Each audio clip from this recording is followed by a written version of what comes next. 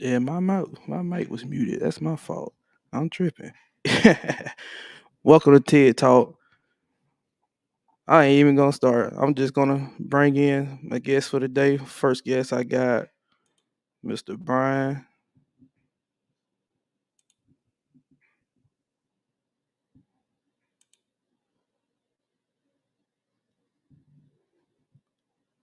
Hold on, Brian, unmute yourself.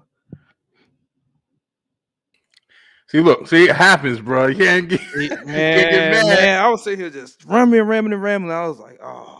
I was looking, I was like, yeah, he's on, right? I'm like, all right, he's on. Yo, I just say with StreamYard too, it's weird because they mute you at like certain points when you're doing stuff or whatever. So it's like if you don't hit that button, then you just kind of out of it. It is what it is. But what up? Yo, what's going on, man? Glad to be here. No, I appreciate you, man. Appreciate you. I think it's Yes, your sir. first time on my show. Yeah. Yeah. Yeah, first time coming on with you. You've been rocking on a couple of my shows at this point, which I appreciate. Oh, no problem, man. No problem. So next person I'm bring in Tasia. What's going on, Tasia? You can hear me?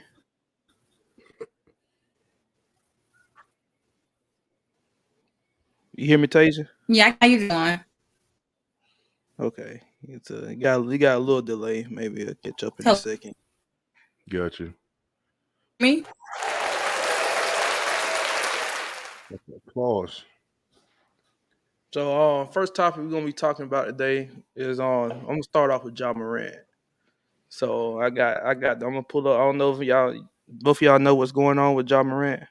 So I think this is a great opportunity, bro. So I'm happy you came on the show. I've been working today, so I ain't got a chance to like look at everything. But yo, please fill me in because I've been hearing everything about this guy for like a month now. What's going on with this dude? Like he plays basketball, right? Yeah, he played for the Memphis Grizzlies. And Gotcha. so like 2 months ago he had a video out. He basically had a video out in Vegas. Well, he was out in Vegas when the team was out. I think they was playing it was in Denver. I think they was playing the Nuggets. And so he was out there and he got caught on video with a gun. You know, he don't get in trouble for it. He got suspended for like 8 games. Really like 2 because he had already missed like 6 games because of injury anyway. But it come then like this past weekend another video came out which I'm about to show it in a minute actually. So I'm just gonna show it. I think it's better to show it. Gotcha. Yeah, I've been hearing about him. Somebody else said something about him. I think it's that other incident you was just saying. Apparently, yeah, it's causing problems, and you ain't heard about it in a while. Every now and then you hear about a basketball player Right. flipping out and shit. Yeah.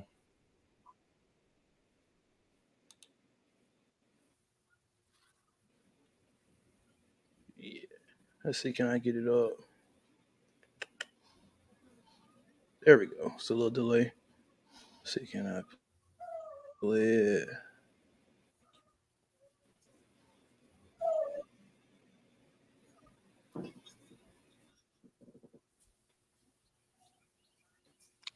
Migrants bust north amid border battle. Yeah, that border shit is crazy, yo.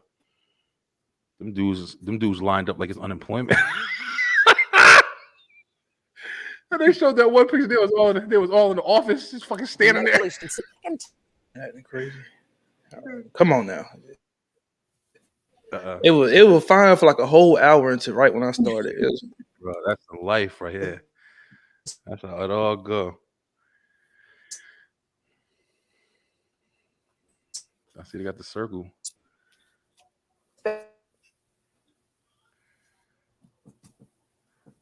Suspended over gun video. Ended Morant.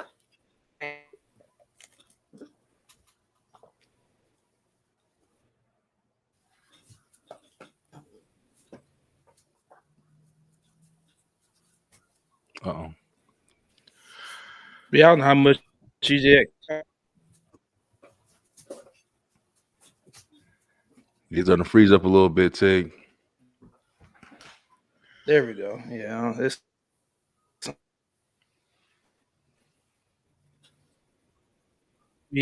yeah. I don't know how much of that you caught though. How much of that? So yeah, it's basically the not, base not, of Let me see. Can I try this again? Now it's back connected. Now let me see. Can I try it again?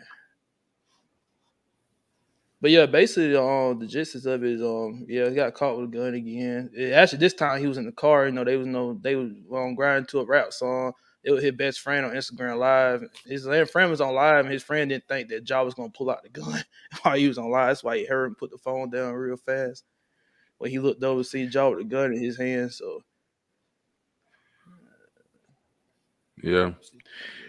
Yeah, and in situations like that, it's hard to judge people. You know what I'm saying? Like, I try not to judge people and what they do, but at the same time, like, you are in the light. You know what I'm saying? Like, like, you know, you basically a public figure, so it's like it's hard not to, pass judgment at least a little bit. But when people just continuous keep doing like the same stuff, right now, especially with like the problematic situations that we're having with gun violence and things like that or whatever. I think it's a very sensitive topic. And, this sucks to say, but in our community, when I say our community, I mean like, the Black community, especially when it comes to like rap, in entertainment field or whatever, you see a lot of videos, music videos with rappers holding guns and this and that or whatever, unless you Will Smith or some shit. But I mean, it's like, it's kind of like hand in hand at this point. So it's like, you have the gangster rap, you got the hardcore shit or whatever, and then you look tough or you look dangerous, however you want to place it. You pick up a gun, you riding with it, and I think that imagery has been kind of planted in people's heads. So when they hearing a song, they jamming out 9 times out of 10. You got your shit in your hand, you want to cock it, you want to hold it. It looks appealing, I guess, or people think it looks appealing. And I feel like times are changing and people are trying to get away from that a little bit more. But sometimes, just kind of old habits die hard. all right. Well, before I get my respect, let me welcome in Tori. Let me see if he's on there. There we go. Hello. Sorry about being late. Oh, no problem. No problem at all. That's my fault. I could have sworn I sent you the link, and I thought about like 5 minutes before. I was like, did I send her the link? Did I send her? And I totally forgot. So that's my fault. But yeah, we just sitting here talking about Ja Morant and his latest gun incident. I was about to give my thoughts. So my thoughts is, I seen a guy, he was talking about it. He basically was saying, no, we shouldn't. It's off season. And, he ain't doing anything illegal and nothing like that. So we should get off his back about what he doing. Which I understood when the guy said it, but I know it for his situation specifically. I was like, the Memphis Grizzlies are worth $1.67 billion. Like, he's a face of the franchise. Like, from the owner perspective, they don't want that image out. The first thing you Exactly. think about is the Memphis Grizzlies. You think about Ja Morant. And the owners, they got money to make. They don't want their star player to be associated with guns, like you said, especially in this era where we do shootings. Exactly. We got a whole lot of things, killings, a whole lot going with guns, and gun law is very controversial right now. So I definitely get like why they being so hard on him about it. Then he had the interview with I forgot. He had an interview. The first time he had a gun, he had an interview. He's like, "Oh, I'm learning from my lesson. I'm gonna learn. I'm getting help, and this and that." Then not even 60 days later, same thing again. So And some shit immediately, like, yo, you can't like you just said it best, man. All that money involved and stuff like that, and then you're going to continuously place yourself in a position to damage the image of the product. And I think that's what people forget. I think people get locked into this mentality, like, and I'm just firmly, it's just my opinion, but I think people get locked into this mentality when they become like a public figure, whether it be sports, whether it be music, whether it be anything, cooking, whatever you do. Like, you have to maintain an image, man. I mean, when your name is attached to something and you want to make that money and have that royalty and have that fame, like, you hear a lot of people like, oh, let him do what he want, but you can't do what you want. It's just like when the makeup models and stuff like that, when they're over there paid. I remember one time, the first time I found out, like, I think it was Rihanna, and she was signed with Maybelline, and they were like, yeah, she can't do certain things because she has that contract or that attachment. She has to, her legs or whatever they're bound to or whatever, she has to maintain herself in a way that they can be insured, even in some cases. You can't just be recklessly running out here like you just not tied to nothing. If you want to live that life, then don't be tied to nothing. I don't know. It's difficult. yeah, I agree. I agree. Got any thoughts on Tasia? Well, yeah. So basically, I think like at a certain age, you shouldn't do, especially light like that. You shouldn't try to. You should try to hold yourself to a better standard of yourself. So children looking up to you and things like that. They would think, okay, it's okay for me to show gunplay on on the internet and everything, because when you have stuff on the internet, it leave a physical trace, or an internet trace of everything. So you can't, even if you put it out there, you can never take it back. Did you mess up by doing what's going ahead? Yeah, so you gotta be mindful what you put out on the internet. So he can think he can do whatever he want to do, but you really can't do whatever you want to do. But not really. That's true.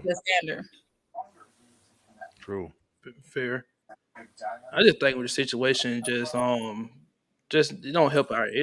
That's why I really want. It just don't help our image either. Man. We already kind of, as black community, already kind of like somewhat associated with those kind of things, based on like Brian said earlier, the rap community and just how they persona those kind of things. So just the way he, like I said earlier, he's a celebrity. People look up to him. Kids look up to him. So it's just a image, and not even just Grizzlies. It's the NBA as total. Yeah. Just real quick, I want to say one more thing real quick, because this just happened like 2 days ago or whatever. And I'll be watching everything.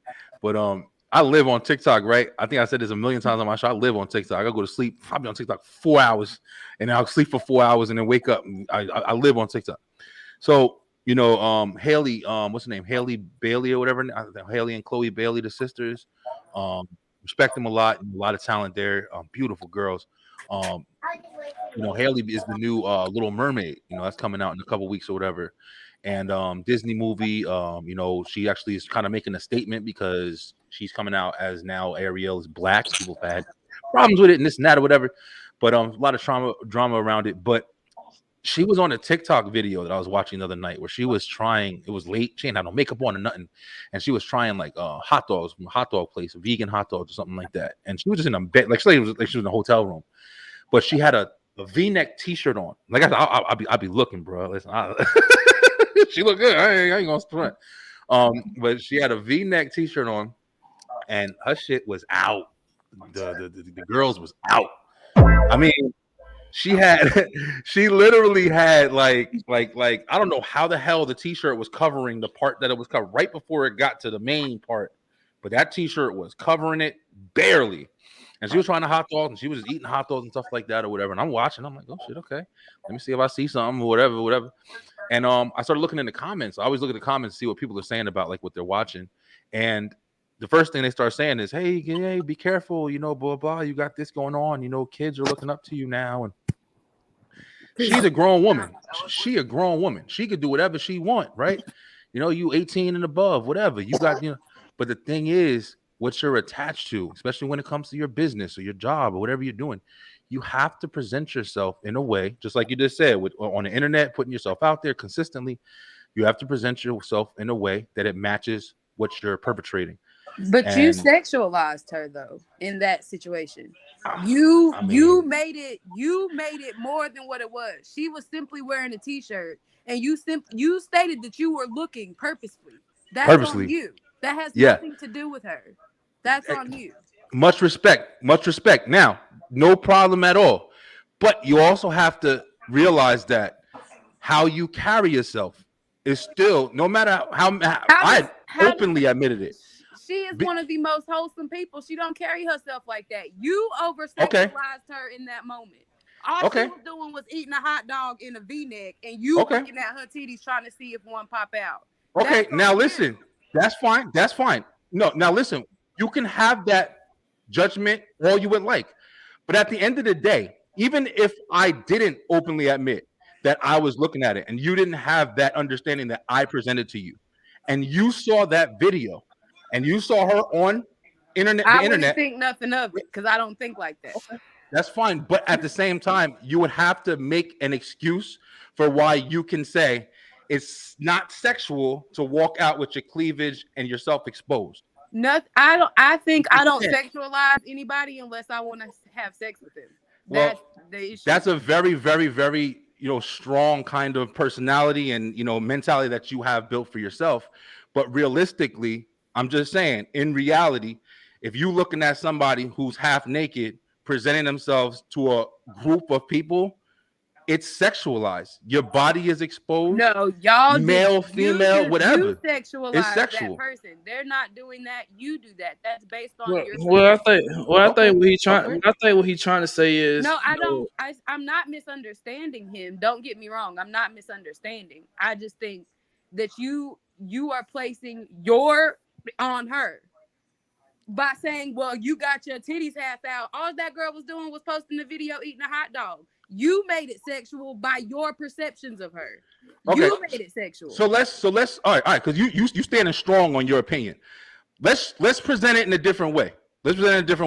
Now let's say she wasn't eating a hot dog on the video that she was doing. Let's say she was at a Little Mermaid premiere and she had her boobs out the way she did, and it was hanging out, and she was kind of exposing herself in that way, eating a hot dog, doing whatever she was doing.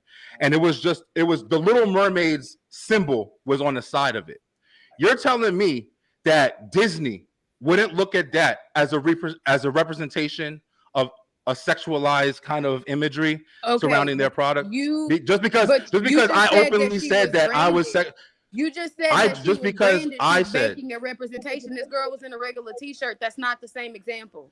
But she put herself out there as it. But she put herself out there. You're trying to make it. You're trying to make an argument for just, hey, a woman should be able to wear a t-shirt. It's the same thing that we're talking about with Jay Durant, whatever. He should be able to have a gun. Are you saying that she shouldn't just be able to wear a t-shirt without? No.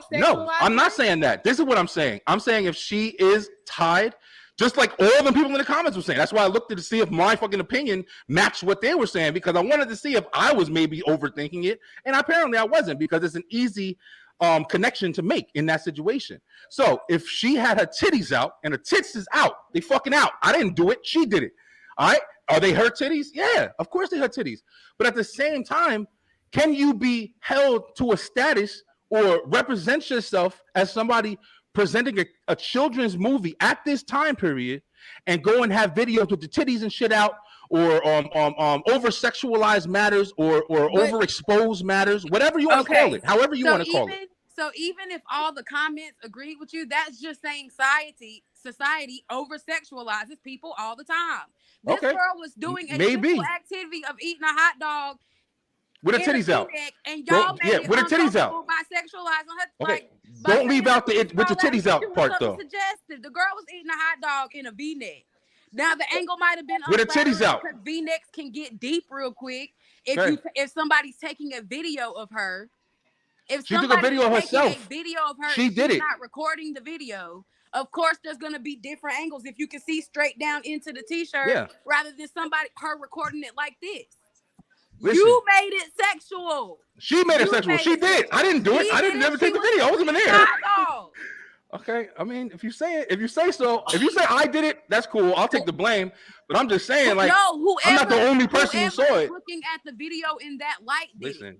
You have to recondition your mind. Good in a made-up reality, but in reality, she had to take it out, yo. I'm saying, like, you want to have me. You can say however you want to say it, bro. Like her titties was out and she made a video, yo. It's not. I didn't make it sexual. It was sexual. Titties was out.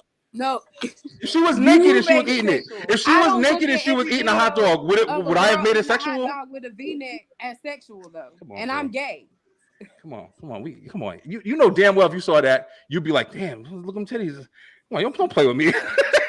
Look, I'm being real. You want to try to stun on me like you wouldn't have looked at it sexual? If she went into a classroom, with a V-neck and she went outside or whatever, you don't think that with the teachers and stuff like that would have an issue? Would be like, yo, why are you exposing yourself in that way?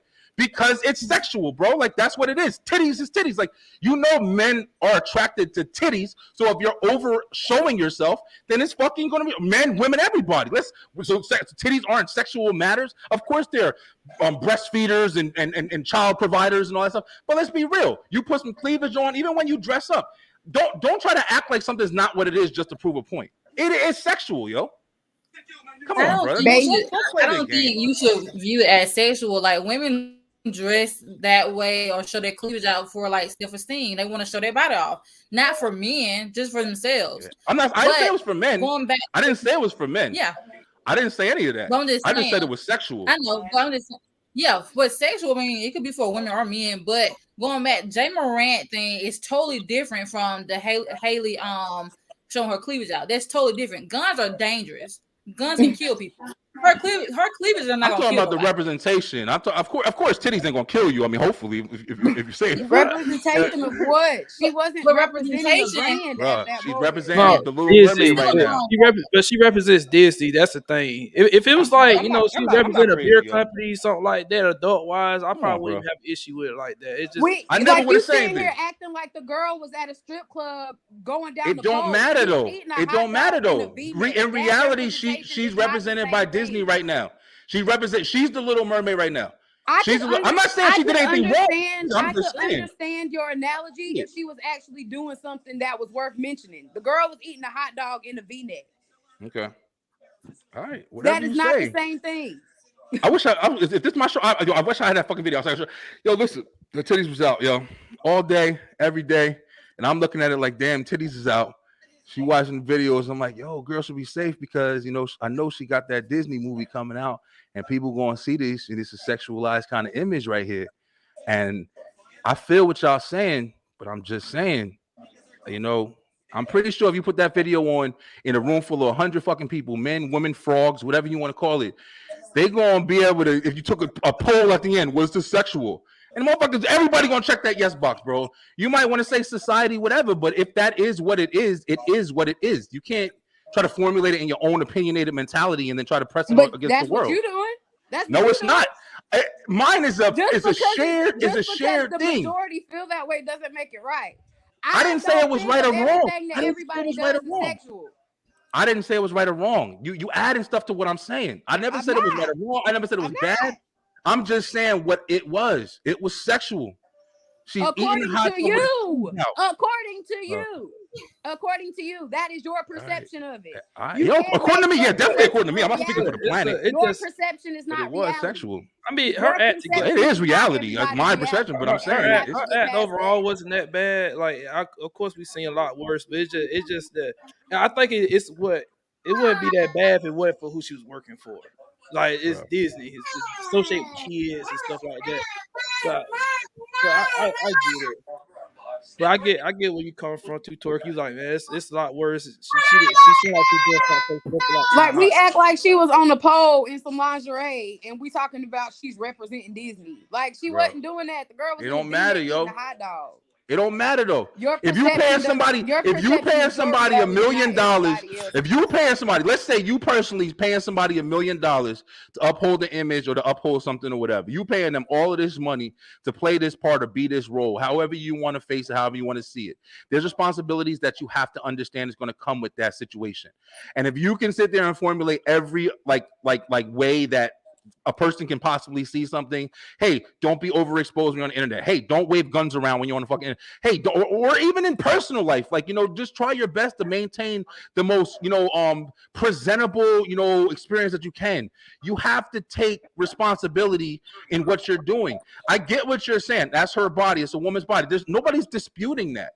But what I'm saying is, just like I can't walk out with my balls all hanging out, or or a tight thing showing everything that I got on. You just said she was in the bed at home. You just said she was in the bed at home. But she taped herself. It don't matter. Like, she wasn't there by herself. I wouldn't even know if it was just her by herself. I knew it because she put a camera on while she was looking the way she did. Come on, man. Like, if I thought I was like even a little bit wrong, I don't think I'm saying anything wrong, yo. And I'm trying to be like open to your understanding, but I'm just saying you're trying to protect her too much instead of really looking at really what happened. She's with Disney. She taped herself, over-sexualized with titties hanging the fuck out, whatever you want to call it, over-sexual, overexposed, however you want to say it. And she's in a position where it can be judged and it can be retaliated on. And she could have potentially, I don't even know if it happened. They could have sent her a fucking cease and desist message, and that video could be gone right now. But I'm just saying, like, we got to face reality, man. I think it's a problem with everybody. Everybody wants their opinions to matter so much instead of actually looking at realities and what situations are really occurring. It based a situation like he's not saying that's how it should go, but it basically like it's what it is. Like Disney slapped on her Saying. hand right now. Sent her email like, "Hey, that video was inappropriate. You shouldn't have been doing that."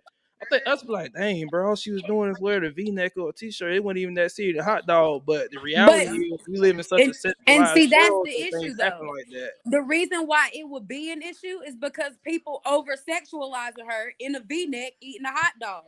If everybody didn't sexualize the girl, like over sexualize anybody, nobody would think twice about it. That is a society. Well, what's sexual? What's sexual? Hold on, Tig. I'm sorry. I'm not trying to take over the show, yo. But this is a good ass. This is really good, yo. You got it. Okay, so what's your name? I'm sorry. What's your name? Tori. Nice to meet you, Tori. I'm Brian, Beeline, host of the Beeline. Yo, listen.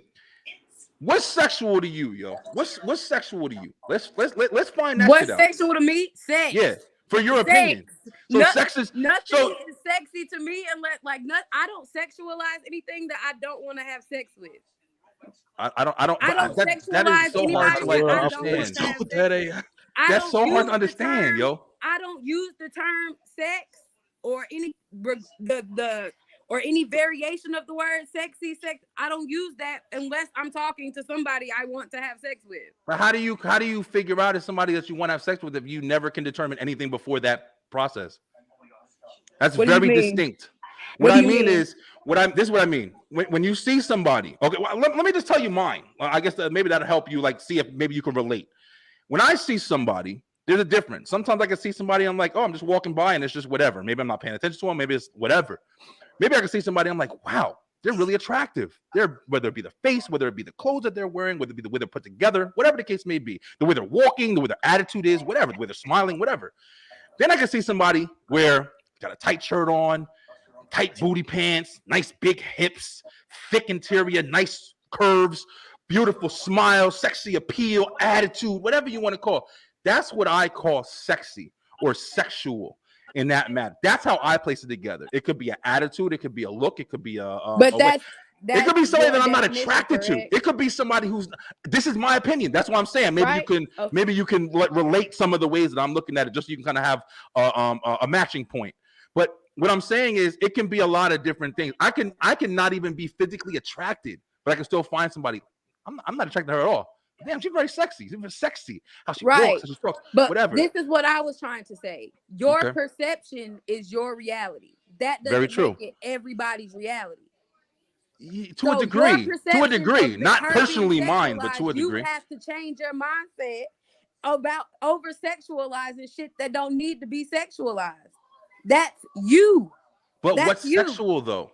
It's got to. We have to have some kind of agreement of what's sexual though. That's your perception of sex. I understand, but you can't just use that argument like there's nothing sexual. Like you're not giving me anything to go off of. You're just telling me that I should just change how I look at sex or sexualization, but you're not giving me any kind of realistic factors except for don't have sexual or don't see sexual. That's too much of an open space for me. In your words, you're saying you don't get it. Okay, let me explain it again. In your words, you're basically saying you don't see anything sexual until you have sex or you see sex. I don't know what the fuck that means because there's nothing there to kind of relate to. Because I just don't look. What is sexual? I don't look at people sexually off the bat. There's nothing about anybody that makes me look at them sexually off the bat. You're very unique, yo. I've never heard that in my life. And you a female. Female and dudes are different when it comes to this. Different. But you like girls, right? You like girls, right? I do also like girls, yes. But I have to get to know people. I have to talk to people. Sexy to me is nothing on the outside. Oh, okay. Nothing. Hey, nobody said. Hey, nobody said that. Listen, bro. I'm just saying, and you could be different. You can be different, but I'm just saying, you have a complete closed mind. Yeah, but you're also very closed-minded to what I'm saying, stating the fact of what she's doing is sexual because you believe that it's not sexual. I'm not wrong. You're not wrong, but you're trying to state that I'm wrong and I should change my mentality when I say her titties are out and she's exposing herself and showing it. You know what I'm saying? To people, not just out and just in my bedroom without my bra on. That's cool, but you made the decision to have your titties out openly. And knowing, unless you're living in a fucking box, knowing that people are going to look at you, people are watching, you're a public figure. You know what I'm saying? People are going to pass judgment. People are going to have opinions about you. So you're supposed to carry yourself in a higher regard. You're supposed to take care of your Why do image people more. feel like celebrities Why? have to Because carry she's a public themselves a certain figure. way? So they have Why Bro, do we just people feel like we just celebrities talked have about to it. carry themselves a certain way? We're not saying it's right, but they have to though because of I their don't position. understand. I don't Just saying. understand this obsession with celebrities being role models and they have to carry themselves a certain way. That's okay. I'm They're not getting saying- paid. Look how much money they're getting I'm paid, not saying yo. it's right for Right. them, but But it's called like just because you make a lot of money don't mean that you're worthy of being looked up to. Yes, it does. It No, if it doesn't. Yes, it No, absolutely money does. does not make you a good person. It does Oh, if no, you're it don't. if you're making money for other people. Now, if you have your own business that you started from the ground up and nobody's helping you with that success, and you're just working for yourself in your house, in your environment, you can do whatever the hell you want. But when your Right, name is but attached to other we people, made- whether it but- be record labels, whether it be entertainment fields Right. or studios or whatever you're looking at, then you have to respect the boundaries and the imagery that they want to obtain as well. So you can't just If have your that's own in a opinionated contract- mentality not matching the rest of the world. If that's in a contract, then sure. Nah, okay, But yeah, the you- obsession with you gonna make celebrities yourself and them right. being in the public light is very new. It's Okay. very new. That But people is a still new getting. That's why people get in trouble. phenomenon That's of why we're celebrities having being this very conversation public. now. I Because don't old think boy that is just running around because with a you make gun. money, you are a role model.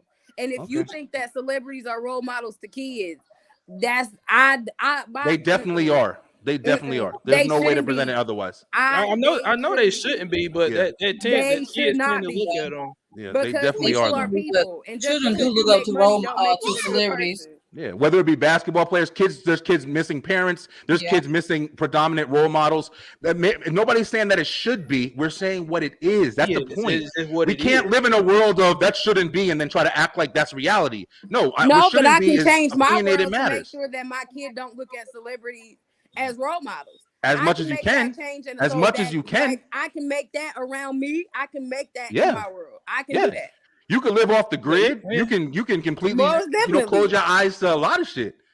Definitely. But the world, you're saying the world in general, like kids tend to like look up to like role models. They tend to have role models. That's just one of the errors, one of the consequences of social media in the media today. They just All the out way. there, especially when It's you got, too open, and it shouldn't be. It shouldn't. especially when you got kids It that got shouldn't be. they getting phones at 5, 6 years old now. Yeah. 5, Oh, 6. yeah. We didn't have For phones until we was in middle school. Like little boys always Like, want like yeah. LeBron James and little girls want like Nicki Minaj. They look up to those celebrities, and then they kind of mimic their actions sometimes. So But that's on parents for letting their kids do that, because my kid don't know nothing about no rappers. He don't know nothing about none of that. He know dinosaurs and Godzilla, and he will continue to know that. Like, it's not happening. Does in your my kid go to household. do your kids It's go to school not. yet? Do your kids go to school yet? Yeah, he goes to school. He's in 2nd grade. Yeah. My daughter, I'm homeschooling my daughter. My two 12-year-olds, they both go to school. And I do my best to make sure I have, present them with as much information as I possibly can. I keep it real with my kids. I talk to them about everything. Everything. I don't give a fuck what it is, scary or not. My guns in the house, all of that shit. I tell them everything. Why? Because I want them to be presented with information. I don't want them to be presented with shit that isn't reality. And reality is you can keep them from things and you can hold them back from things, but at some point, unless they're living off the grid in a bubble, away from the actual world that's happening around them, they're going to experience it in some points. So unless you are the one or the role model who is going to introduce that to them, they're going to be introduced in different ways. I'm not saying you personally. I'm just saying in general. I'm my kid's role model. My kid. He looks up to me and his bro, daddy. you got That's it. who he You should. figured it out. That's what that definitely is. Oh yeah, more than anybody. More than anybody, of course. Right. Yeah. So if I keep him a kid, because kids, that's the problem nowadays, is kids ain't being kids. Kids is doing too much by looking up at these celebrities who are grown people. Definitely true. So Definitely. I keep my kid a kid. It's not about hiding him from the world or doing whatever. It's preserving his innocence for as long as possible. Because for one, he is a black child. So the world gonna already make him grow up faster than what he needs to, because he's gonna be perceived as older and bigger and a threat way more quickly than his counterparts. Definitely so I'm going to keep him a kid for as long as I can keep him a kid. I'm not gonna let him into the world and all of that, because for why? He will get there eventually. Why would I make it harder for him? Why? I feel you. I say I can't comment on it. I don't have children, so I feel like out of place if I feel out of pocket if I comment on this specifically. If I'm coming on this. Like, I The get kids people hard, tend man. to think I'm weird because my son can't rap no rap songs. Like, if you put a picture of Cardi B in front of his face, he couldn't tell you who it was. Shit, If that's you put a good. if you put a picture of Lil Wayne in front of him, he couldn't tell you who that is. No, like he don't know nothing about anything in the world. If it's not Godzilla or dinosaurs or Mr. Beast, it's not. It's Mr. not Beast. his radar. It's not on his radar, and that's only because we from North Carolina, and so is Mr. Beast. So Gotcha. Yeah, it's good to preserve your kids, man, because there's a lot of shit they can see. Like we talking about, especially with the internet and social media. I be on. I'm gonna TikTok. My daughter, she live on YouTube. YouTube Kids, and this guy's ups and it's downs because she knows how to do her ABCs. My daughter's only 4; she just turned 4. ABC, she knows to count. She literally will tell us stuff, whatever. We're just driving the car earlier. That's Taco Bell. That's Chick-fil-A. I'm like, how the fuck do you know? We never go to these places, and she knows all of this stuff or whatever. And that's like the crazy part about it is like you literally have your kids are learning in so many different ways. A lot more than even what we were, because I'm a product of entertainment. I'm a product of my family's been in the entertainment industry. That's why I started my shows and things like that or whatever, because I've been big on movies. I've been big on so much stuff that I've soaked in over the years, and that's why I've had a crazy ass life. So I'm like the worst kind of example for myself, or whatever. But I've also took all that and used it to prepare my kids to make sure that they don't do the same mistakes that or as much as I can. Make sure that they have the information that I wish I had when I was getting in the situations that I was in, so I could protect them and help them understand as well. So it's challenging, man. Everybody raises their kids, and I think we all have the same thing in mind. We want our kids protected from certain imagery. And so just saying this one more thing. I'm sorry, and I'm hoping I'm not killing the time, whatever. Oh, you good? So you good. if your son. I guess he wouldn't really relate it in that way because he doesn't have that kind of. I was gonna say if he saw Haley Bieber and walking around with the boobies out like that, he wouldn't think that, because first of all, he couldn't even tell you who that was. He don't be on TikTok. He don't be on none of that. I try to keep him in his childhood so much because, like I said, he's 7, but he's the size of like a small 11-year-old. Gotcha. Like, okay. He's huge. So I want, and people already coming to me. Oh, how like he 10? No, he's 7. And as soon as he opened his mouth, you will hear that he's 7 because he still sound like very much a kid. Like you have a conversation. As soon as you talk to him, you know he's a child. Gotcha. Yeah, so I'm trying to preserve that for as long as possible because the world ain't nice. Yeah, so, it's not, man. It's not. You're right. Especially our children, they're not nice to our children. So I do understand that. Very true. So I got an off-topic question with that. So, what age do you think you think is appropriate to like start preparing them for the world? See, and that's where I'm different because right when he goes to middle school or after 6th grade, he's going to live with his dad because his dad is going to do that. Okay. Because I'm not saying that I can't do it. Single mothers raise black men all the time. I just feel like because I have his father is in his life, he would do a much better job at getting him from that middle school age to 18 a lot better than I will. So cool, yeah. You know what? You get applause. His dad yeah. Yes, that's definitely good. You get applause. Him how to be a black man in this world than I ever will. Yeah. You don't hear that too much. A lot of mothers would not give up. You don't hear that too much. Would not let their kid go stay with their dad for nothing. They just have to have their kid under them the whole childhood. You can go now, sir. I don't. Yeah. I applaud that. Definitely. But that was pretty good. That was pretty good. So I guess we're going on to the next topic. I think this is the one Tasia ready for. You ready to talk about Lizzo? Yes. I'm gonna play the video first. Hopefully it don't tune out again like it did the first time. Go ahead, pull it up.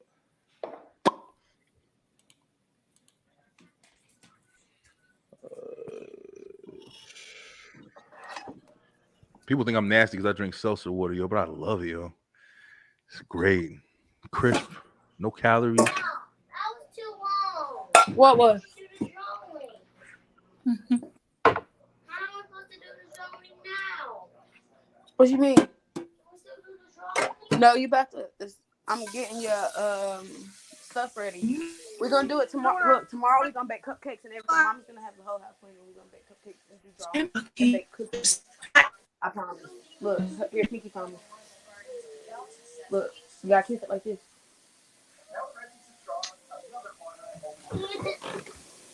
I'm gonna let Tasia start with it. She was very passionate about this, so I'm gonna let Tasia start. What you think about Lizzo? Well, I don't know if the video played. Tig, I didn't see it. I didn't either. It didn't play. It's like every time I try to share the screen, that's when like the internet connection like kind of goes weary. So I don't think I'm gonna skip that. JJ said, you started off first. So basically, Lizzo, a while back ago, she came out and said, that she's the standard of beauty. So I don't know if anybody know who Lizzo is. Yeah. Oh, okay. so of course she got a lot of backlash for that, because she is a pretty healthy woman. She is a pretty unhealthy. So she got a lot of backlash from that. So my position on that is, I don't think it's appropriate to her to be putting out that message out like that. It ain't got nothing to do with her being a woman. I think it's in general.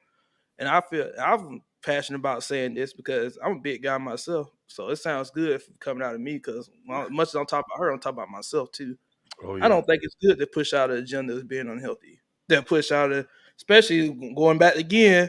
I know, Tori, you ain't gonna like this, but celebrities are on indirectly role models for younger kids, particularly. So I don't think it's good to push a narrative out. Basically, tell even if role model kind of a hard word.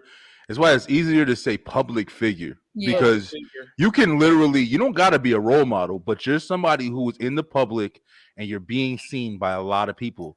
So your voice carries way more than a voice that carries, in the grocery store, like, or in a neighborhood. Like you're carrying across states and continents even. So it does matter. Yeah, I agree. I agree. So you saying she shouldn't do that because it pushes the narrative that unhealthy is okay? Pretty much. Even though she's vegan. That girl ain't vegan, man. He's vegan now. See, he's vegan. I don't know why people I can believe that in one bit. She's vegan on the camera. She ain't vegan in the house. No, she's vegan because the thing about it is, I think she should be the standard of beauty because, like you said, little girls look up to her. So to say that, okay, well, I'm big, so should I feel beautiful? Yeah, you should feel beautiful. And Lizzo, she's big, she feel beautiful. So why not? I should feel beautiful. I feel like, just because she's big doesn't mean she can't say I'm the standard of beauty because all women, despite your size, despite everything, you should still feel beautiful. So I don't think there should be a standard of beauty at all because then that forces women to try to compete or try to make themselves look a certain way. There shouldn't be a standard because not everybody is the same and everybody will never be across the board the same. We're all way too different for there to be a standard of beauty because it's ridiculous. Like for so long, Eurocentric white motherfuckers was the standard. We don't all look like that and we can't aspire to be that. So that creates problems. I don't think there should be a standard of beauty, but I think that we should all be accepting of everybody regardless. Like everything should be celebrated. We're all very different. Mm-hmm. We all look different. Body types are different. Like you could be the unhealthiest motherfucker and be 106 pounds. Like it's just, body size does not determine health to me. So I was with you for a minute. I could look like this, right? My body ain't bad. That don't mean I'm healthy. Yeah, but at the same time, it doesn't.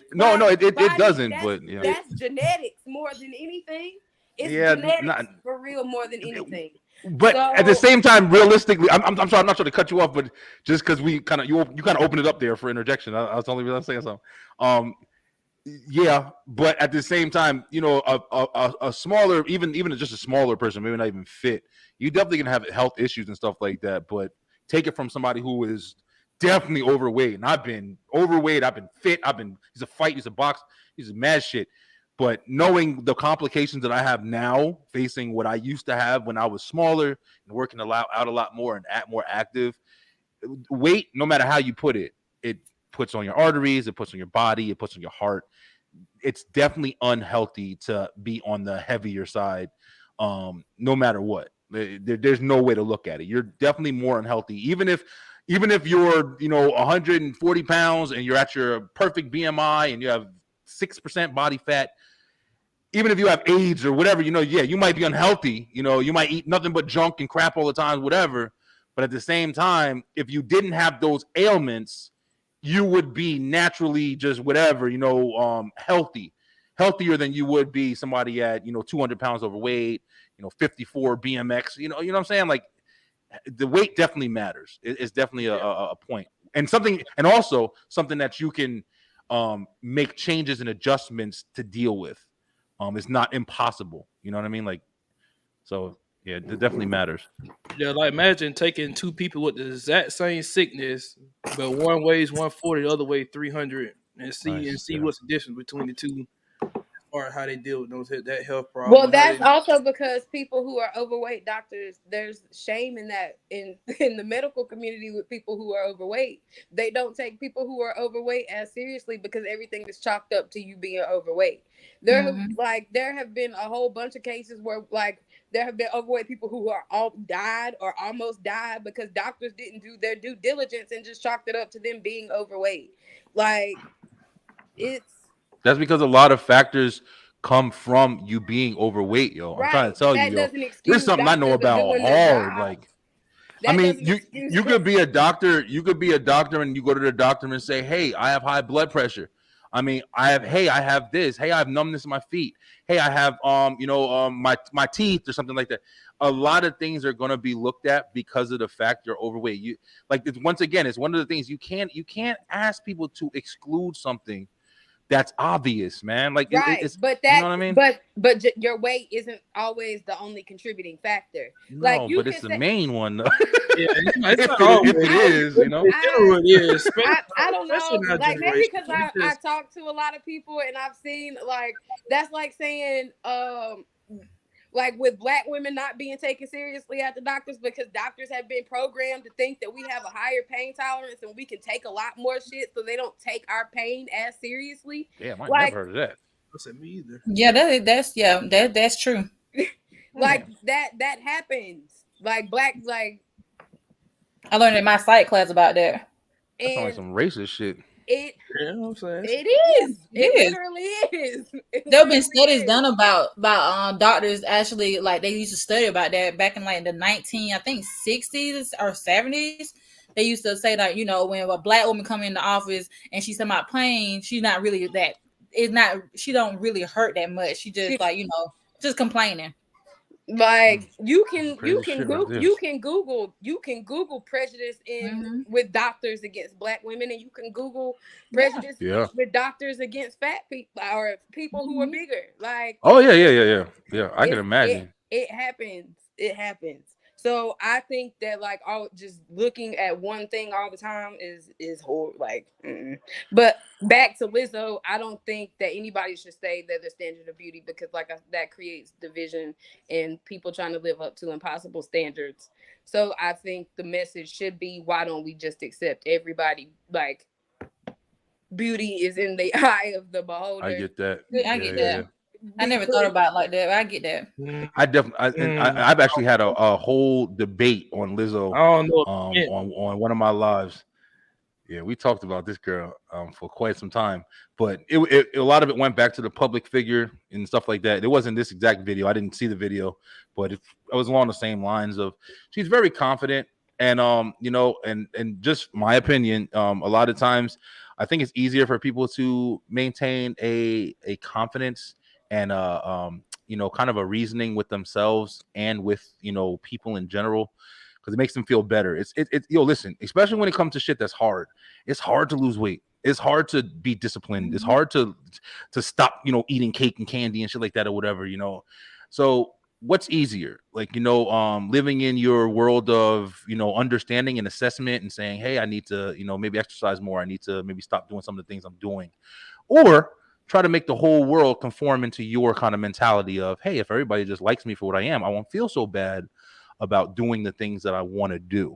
And I think do you know how brave it is to be that confident? Do you know how much self-love it's difficult. you have to be that confident, especially as a public figure. Especially as a public figure, right?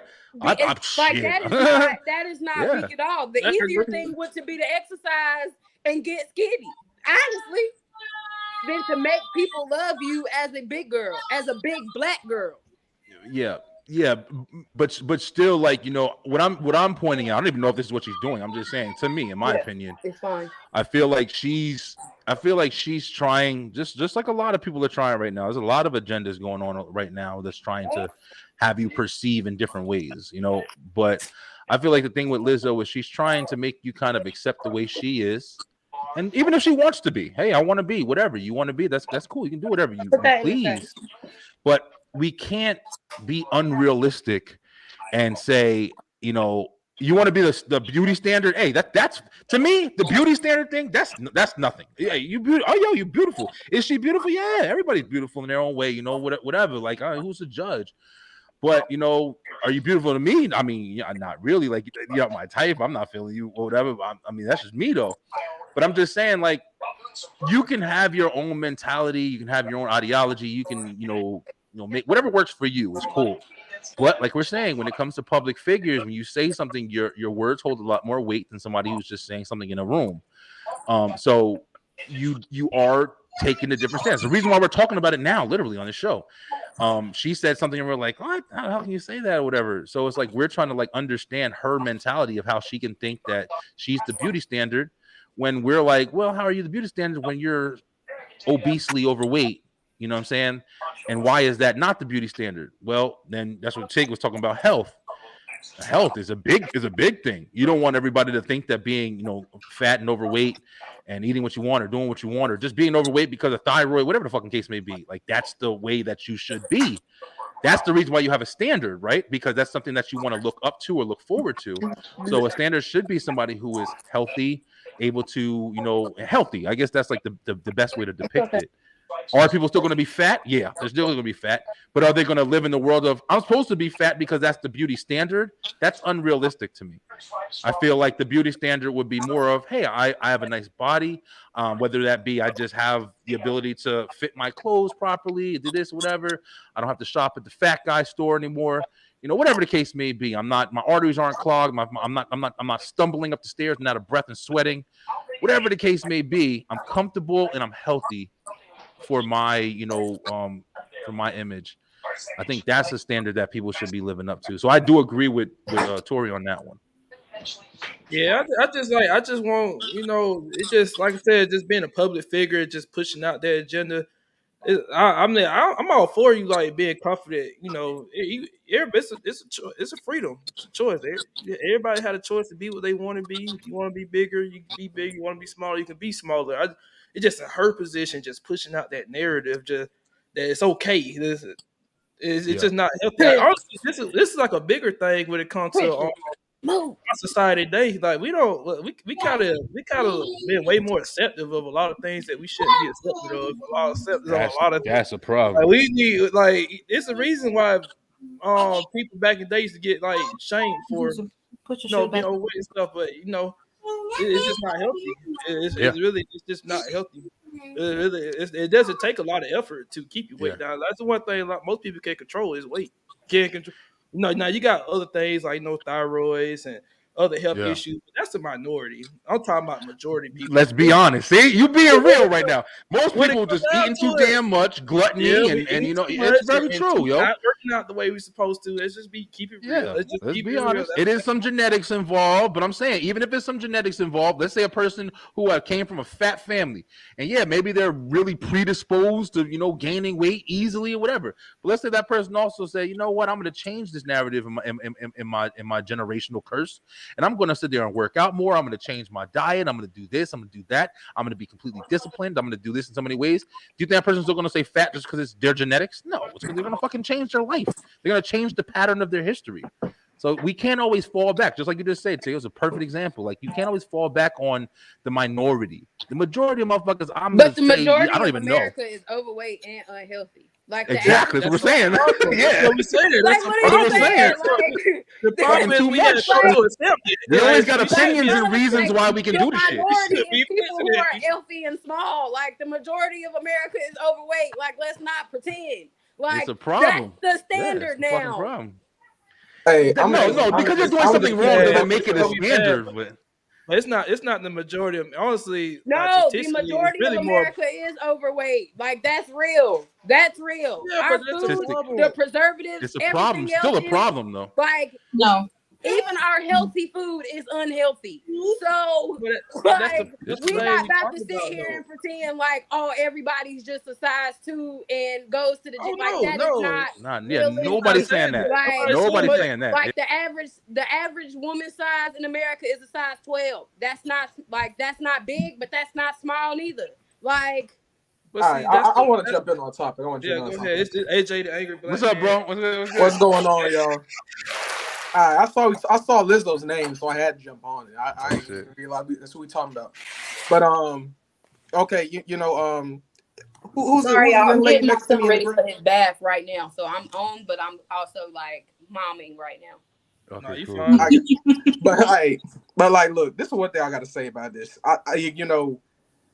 I honestly think that Lizzo kind of disgusting. I ain't even gonna cap. I'm not gonna sit here and pretend. But I just think it's funny that I don't think anyone in here is the weight they supposed to be. So I don't really feel I got much room where I can talk, and I go to the gym quite regularly. I got a gym right here. So and then like on top of that though, like I will give credit to I'm not sure what her name in the gray is though, but what she said is true. In America, we all overweight. We all like this is an epidemic that is caused by our food. Like I'm half Caribbean. When I went back to Guyana for a good couple months, for about a good month, I lost 30 pounds just like that, just by what I was eating. So weight is something that weight is definitely a thing though, because I'm an accountant. I sit at a desk all day. Then I gotta drive, wait in the rush hour. By the time you get home, you already mentally tired. I know y'all been in the grocery store. You see how much food costs nowadays. Yep. Like all that to shit lose matters. weight and to be consistent and not to lose your shit over it. That's a hard thing to do. It is. Yep, it is. So with that, but what I was saying, contrast to that, we look at someone like Lizzo. Why are you booty butt naked eating a cheeseburger? Would you say y'all said she was vegan? Y'all said she was vegan a minute ago. Would you say that it was Nicki Minaj or somebody else doing it, or This is what I'm getting at though. This what I'm getting at. So you wouldn't say that, but you saying it was Lizzo because she's unhealthy. This is what I'm getting at. This is what I'm getting at. Being fat to me is more so a mentality and a behavior versus how your body just naturally stays. Oh, you just lost me right there, bro. This is what I mean by that, right? This is what I mean by that. If you eat you eat the regular amount, because some people, they can go to Chick-fil-A, they go Popeyes, they can eat that shit all day long. They won't gain a single pound. They only eat about twice a day. Then you got somebody else like a Lizzo who legit will just go and get a bunch of food and they'll literally be eating all day long. They lazy. They don't want to move. They don't want to do nothing. But she worked out. I don't know what Lizzo does, so I can't speak on her. I don't know what she actually do. I'm just saying what she represents. I'm just saying what she represents. I don't follow that lady's social media. I just know every time I see her, it's something her. I can't speak on her. Yeah, you can't speak on her for that, then, bro. Then you can't comment on what you can't say. You don't want to place her. A bunch of food if you don't follow. Yeah, you don't want to place her. I've seen too much stuff with Lizzo and food in her face saying I'm beautiful. Nobody's saying she's not beautiful. Beautiful. See, that's here's another standard. Like this, kind of what me and Tori was talking about earlier about sexual. Nobody's saying fat and beautiful is not. I don't think those are two comparisons. I'm pretty as shit. I don't care what nobody says. I'd be prettier if I got my shit right. You're everybody here pretty. You know what I'm saying? But it's literally I think the fact is just, Lizzo can do whatever she does. There are people in this world who are, predisposed, like we were just saying, like predisposed to, maybe being able to gain weight easier, being able to lose weight easier. There's people on YouTube right now, skinny little dudes doing mukbangs of, every item on McDonald's and shit, and they eat it. And they do this every day, and they still small. How do they do it? I don't know. They But if I biology. do that shit, I'll be 1,000 pounds. They biology, whatever they biology. But that's like the point I'm trying to make, though. Like Minority. you can be a That's big minority, or though. like you could be like a big or small person. If you're gonna shovel food in your face and be lazy, well then you're still fat. Versus But Lizzo's someone not who lazy. actively is moving all day long or doing something being is. productive. She's- and be focused on what they're she doing. She works. I watch her Okay. videos. She works out. She's vegan. She eat vegan food and everything. She's I'm talking about literally a symbolism. I'm talking about performer symbolism. I'm doing- not dancing talking across about. stage. Like that girl moved more than me in a day. Like Yeah, but she's what but do you mean? You a mom? I don't believe got that. weight though, man. Still got weight though. It's the fact that she's overweight. That's the issue that everybody having. That's not the issue I have with her. And me personally, that's not the issue. I don't. have. Yeah, I don't care if she's fat or My, not. my I just don't like issue her is narrative. that she makes a show What's of the being narrative? big. Her narrative my is issue it's with okay to be overweight. That's the narrative. Yeah, And that's saying it's not the okay. problem. It's not- That's what we're all not- I speaking think about. her narrative is in just a- saying that in a- if in you a in this country where we stage, have, but in a country when we have so many overweight people, it's like you got Overweight somebody people, who's literally everyone is But when you- overweight. We all got a problem. Yeah, We wouldn't even we all have this got a problem, conversation bro. if everybody was fit. We wouldn't even be. You think if everybody was fit, if everybody in America was all fit and they all worked out and they all took care of themselves and they all had great blood pressure and no heart problems, do you think we'd be sitting here having a conversation about No, man, but we're in everybody's all- America. what are we and going to do? healthcare isn't standardized, so It's not everybody standard to can't be go the overweight though. It's just doctor what it is. if they need. So you got overweight people. Like it's a trickle down. Like you can't just blame fat. Like it's a whole thing that contributes to this whole conversation. Mhm. It's Yeah, a it whole thing. But it's still wrong though. You- We understand what all y'all know it's saying. We're wrong not to be saying overweight. you We got to all- toss it's some still blame. wrong. It is It's wrong still- to be overweight, yo. It wrong. is. We all know it's wrong I to does be think not overweight. be We we all should overweight. know switch the better. narrative to say it's wrong to be unhealthy. Okay, Because but if you're unhealthy overweight, comes you're in all unhealthy. sizes. No, Unhealthy if you're comes in all overweight, you're sizes. unhealthy, True. yo. Come on, you can't. No, do you come can. all What is sizes, wrong? but if you're what is overweight, wrong you're with unhealthy, saying yo. It's wrong to be unhealthy. Why do you have to say overweight? Like, why Hey, is that? Tig, let me thing? say this on your show right now. Let me Because say this on there's your show. Ready? somebody Everybody who ready? weighs more Go than ahead. me, If that your probably titties are out, works out you're more sexual. than me, You're sexy. eats better than me, And if does you a lot fat, more you things unhealthy, than all right? me. And just because I'm No, but smaller, I'm deemed as healthier. That You can makes be no skinny and be sense. unhealthy too. Bro, I'm- you Yeah, can, we're but not disputing that. Like we're not disputing that. that's It's what I'm Right, saying. so Like then you you guys have are to- trying to you have an have to argument on change something right now, What you man. have to do, I'm like, just being honest. maybe I'm crazy for wanting the narrative to switch. Maybe You want the maybe narrative I'm to switch. weird That's the for problem. wanting Just the like narrative Lizzo to does. switch. She wants the narrative to switch too. You know why? Because, like I just said before, it's hard. Just like my man just said from Caribbean, my boy. What's his name, bro? AJ. Just like AJ just said, it's not the fact that you can't lose weight. It's the fact that it's hard. Yeah, we have food that's overpriced. Yeah, we have this and that. Yeah, we have this. It's not even the fact that the food is overpriced. It's the fact that the food is just unhealthy. Even our healthy food is I say unhealthy. both. So you're telling me if you went to the store and the unhealthy lettuce was there and you ate that every day, you'd still be over? Come on, you have to be able to back up your narrative, yo. Be real. Like, yeah, it might not be the best, I'm just but you still lose What weight. I'm saying You gotta is, if you start. like, no, we're talking about in America, like healthy, relatively, yes. But if you take that same lettuce that we grow here and go somewhere else with it, if I probably eat better. lettuce all You day still and lose weight. somebody else eat lettuce all day in another country, we gonna look vastly different because the lettuce and the preservatives and everything else, everything is unhealthy here. Okay. We're healthy this- by this- You this- still American do a little standards, bit but better not by than. global. Let me jump in. Let me That's jump in. good. This is what I mean when I say food in America is bad, right? Okay. Like you can go. Like, I've seen this before. People have gone to Italy and they eat nothing but pasta and all the other shit that'd make you blow up like a balloon over here, and they would actually go and lose weight. Now, if you eat lettuce and stuff over here, you still gonna lose weight. But what I'm saying is to like what we put in our body, like especially like anything that you get out of a box, anything that you get that like got a seal on it. They got it's loaded with preservatives. You got all the meat over here got hormones in it. Like a lot of this stuff is giving us some really bad reactions, and that's why people are struggling so much. Now, like what I was trying to say with Lizzo earlier, like my issue isn't really the fact that she's a big lady or the fact that like she says it's okay to be beautiful or other stuff. My thing is that how provocative she is with it. Like I put it like this. It is beauty is in the eye of the beholder, right? But like, let's say, I found a girl that was my size or bigger. If she was like, ladylike and was kind, all the other stuff, she had points outside of being big, then that wouldn't be a problem for me. My issue is with Lizzo is that, for instance, when you're going to go and literally wear an assless dress and shake your ass at the Bulls game and then get mad when I don't know if it's actually the Bulls, don't hang me over there. And then when the social media does what social media do, when you get mad, what you expect, like the fact is you want everyone to think that body type is sexy, and we just not gonna do it. Like, I might be the warm, cuddly dude all day long, but I know better than the damn take my shirt off, wear a Speedo, and go on Sports Illustrated. But that's you though. But that's you though. Let's be fucking real.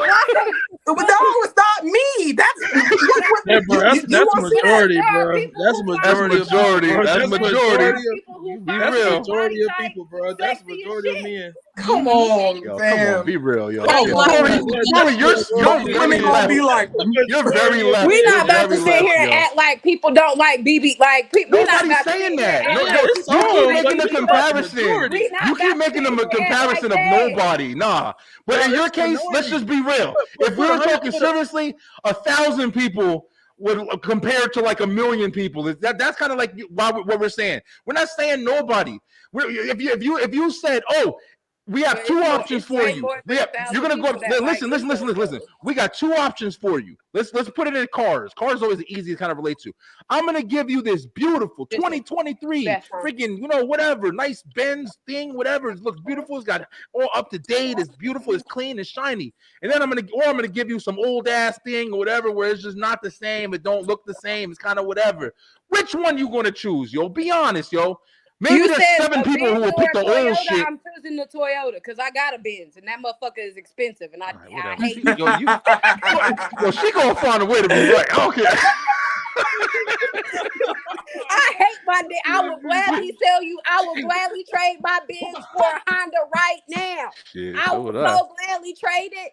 Do you know how expensive it is to upkeep a Benz? Hey, listen. That's why I don't have one. Like, I would gladly trade right now. Like, I'm just gonna tell you, I'm one of those I know a lot of people say I'm different, but I really stand on I am very much different in the way that I think, in the way that I view things. I view things as I mind my business. If it don't affect me, I don't care. Like, I don't follow celebrities. I don't stay up on like trends and I do as much as I have to because I have to be on social media for what I do in my day to day. But for the most part, if I didn't have to be on social media, I wouldn't have this. I wouldn't do it. Let me ask you. I got a question there. Okay. And then, like, because we gotta do the culture thing now because I like that mind your own business thing can cause some problems. Let me ask you a question now. Let's say your neighbor, like you got a son, right? Yes. Okay, so let's say your neighbor right next door had a trap right there next to you. Yes. They ain't bother nobody. They ain't saying nothing to you. They just selling drugs out of there now. Okay. Now your son get a little older, and now he want to go hang over there. Is that still gonna be cool? This whole time is that trap over there gonna be okay with you? Listen, I would have a problem with the problem would be my son, not the people next door. So right? if there's a trap house,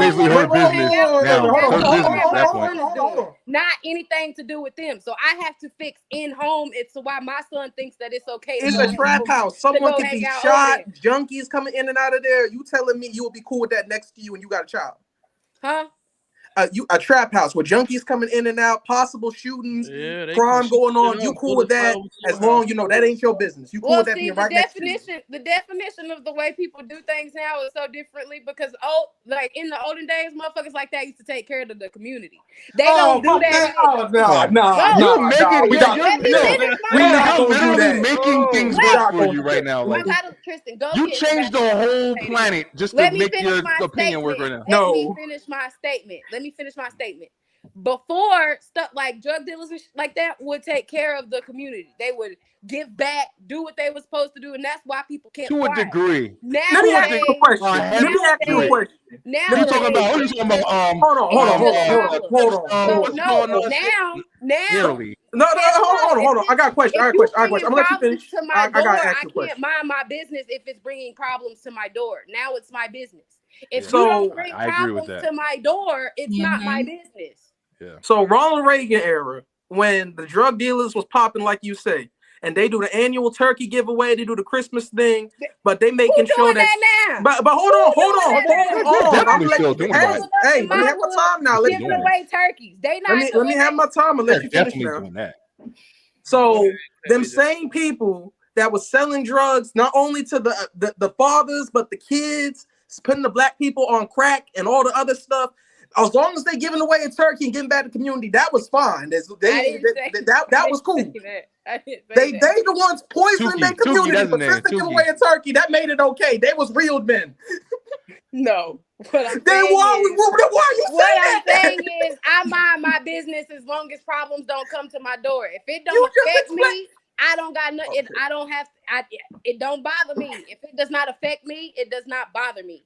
If it starts to affect me, then yes, I have a problem. Here's the thing, though. This is why we're all having the conversation right now, and I feel you on that, yo. I feel you on that. But the thing is, the reason why you have conversations like this is because people like Lizzo or people like Caitlyn Jenner or however you want to look at it.